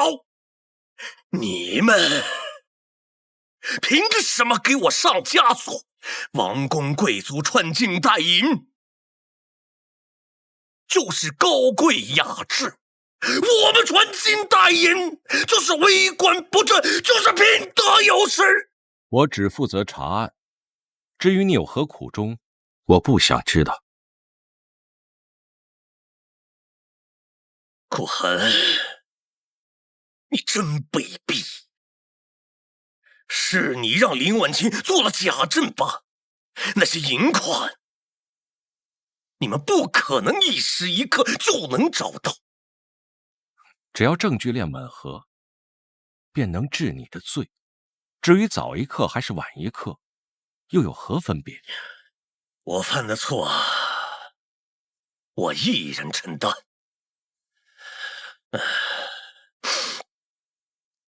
顾大人，我能求您件事儿吗？我求你保住我的妻儿老小。我要知道一切真相，特别是江淮山一案。没错，江淮山贪污军粮一案，也是受我指使。你参与的只有粮草案吗？你什么意思？江淮山其他罪行，买官卖官，徇私舞弊。顾恒，你休想将罪名推到我的身上，好给江淮山一个清白！你休想！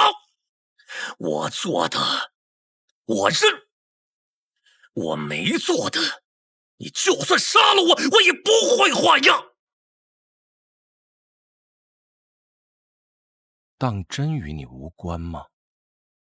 有一桩，只有一桩，替考舞弊案与我有关。不，说到底，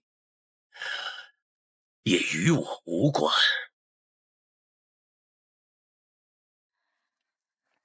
是什么结果？林琴说，恩师之所以受到控制，参与贪污粮草，是因为被他抓到了把柄，正是你兄长的替考案。这到底是怎么一回事？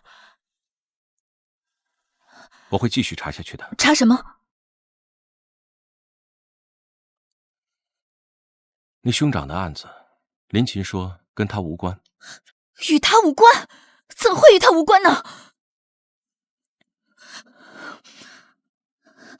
我想见林琴，当面亲自问问他。这不合规矩。若是世子不帮我，我一定会自己想办法。你不信我？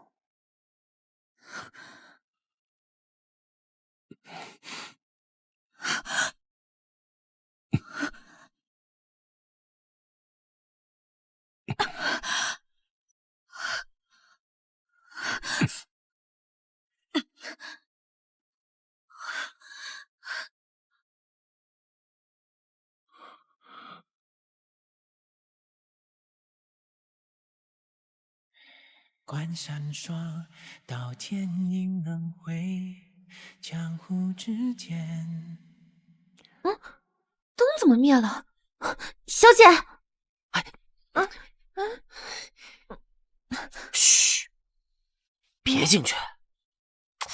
大姐，你是一点眼力见都没有啊！你害谁大姐呢？不对，小姐她，世子和夫人，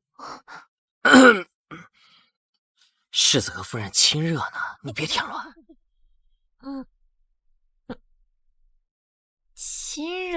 亲热好，小姐和世子恩爱就好。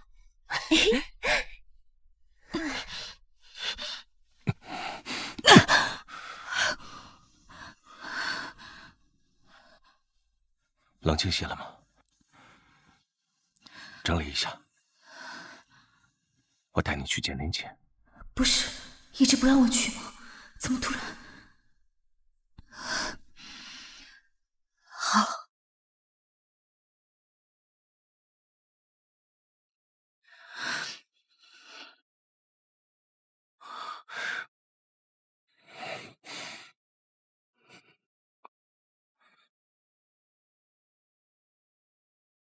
他那么生疏，连换气都不会。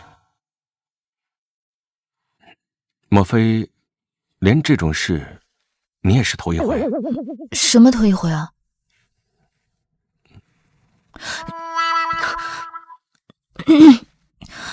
当然不是。抱歉，方才那样强行对你，我也是为了唐突了。他和常远做过夫妻，怎么可能没接过吻？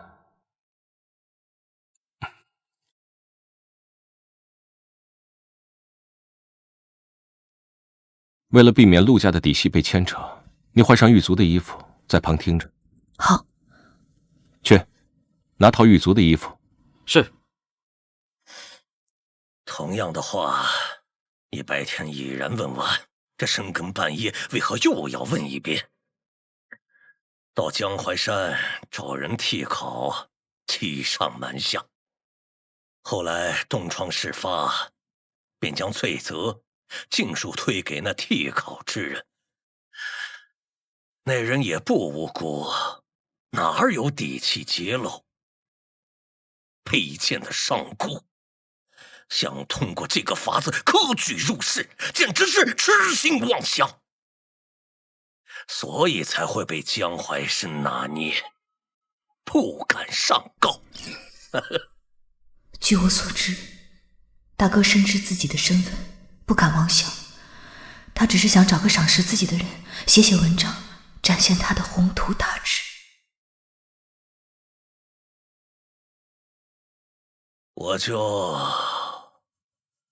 抓住了江淮山这个把柄，逼着他与我一同贪污粮草。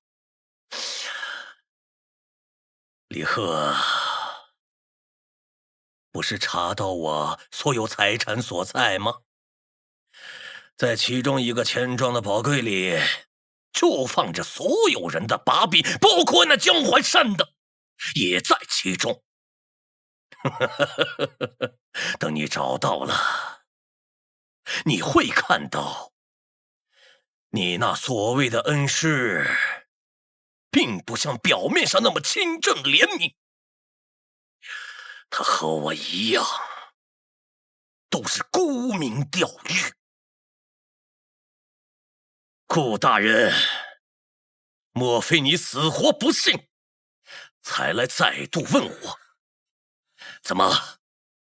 难道在你心里，他江淮山就是什么清清白白、毫无瑕疵的好人吗？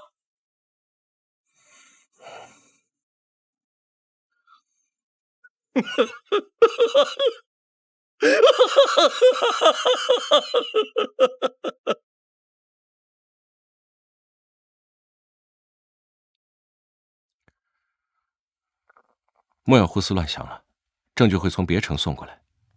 这样，你先跟石巡回去，我还有些公务要处理。好，夫人，请。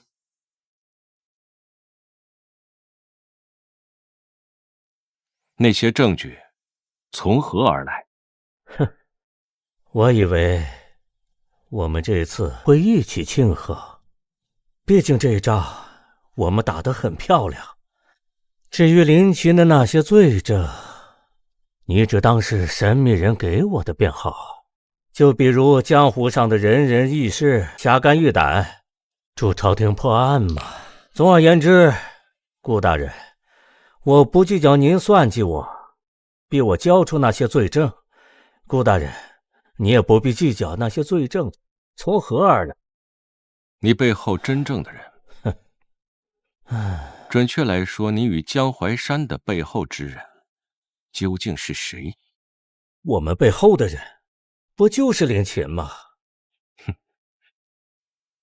借我之手除掉林群，是你们的计划，但你李贺也在那人的计划之中。用那些罪证除掉林群，是你们不得已的最后一步。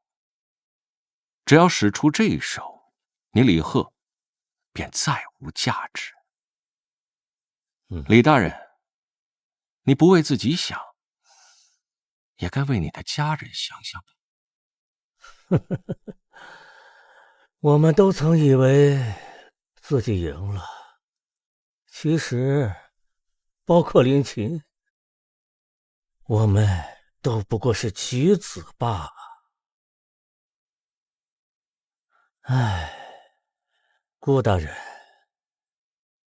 长路漫漫，我们这些人辛苦考取功名，到底是为了什么呢？终究还是成为上位者的争权夺利的工具。我李贺不例外，你顾恒也不例外。唉。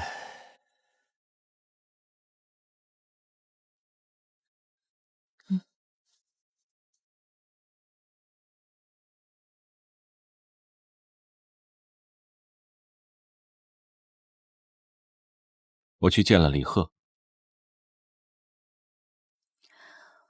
我一直觉得李贺的事有蹊跷，关于林琴的证据，当真是他找到的。我一直很好奇，关于林琴的证据，当真是他找到的。是，但我怀疑粮草贪污案即便跟林琴有关，那恩师背后的主谋也绝不会是林琴。这次借着调查林琴，证实了这个猜测。李贺为了遮掩背后真正的主谋，会不遗余力地证明林琴有罪。我也觉得李贺这人并不简单。李贺历经酷刑后方招供林琴，而后又马上答应与我联手对付林琴，整件事透着刻意。你的意思是，李贺是故意露出马脚，引你注意的吗？嗯。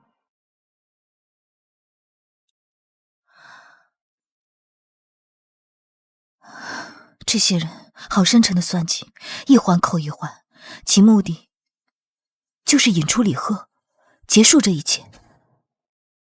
我猜测，恩师背后之人，也是操控李贺之人。那我们现在就去找李贺，去问问他幕后之人到底是谁。我问过了，他像是有软肋被人拿捏，不肯交代。那我们再去问问。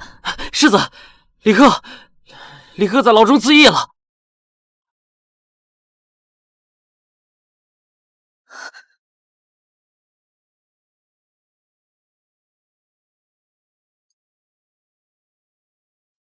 李贺已死。顾恒还是太碍事了，尽早把他除了。而且，你不觉得他很像一个人吗？谁？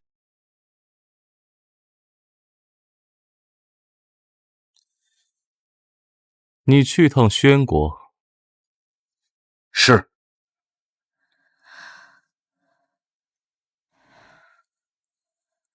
林琴已处以车裂，林家其余人流放3000里。林婉琴因举报有功，他和他娘被赦免了。李贺当真是自缢？大理寺已定案，是自尽，没有疑点。这暗中仿佛有一张大网在掌控着这一切。李贺刚被推出来顶罪，一切的线索就全消失了，能查到的只是冰山一角。怕了吗？不怕，只是觉得这条路似乎更长了。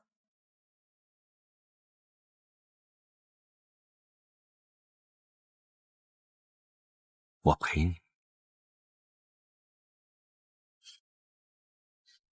真相还未浮出水面，眼前的路更难走。但我不急，我可以等。更重要的是，我不再是一个人，顾恒就在我身边，他有能力，也愿意帮我，有他在，我便安心。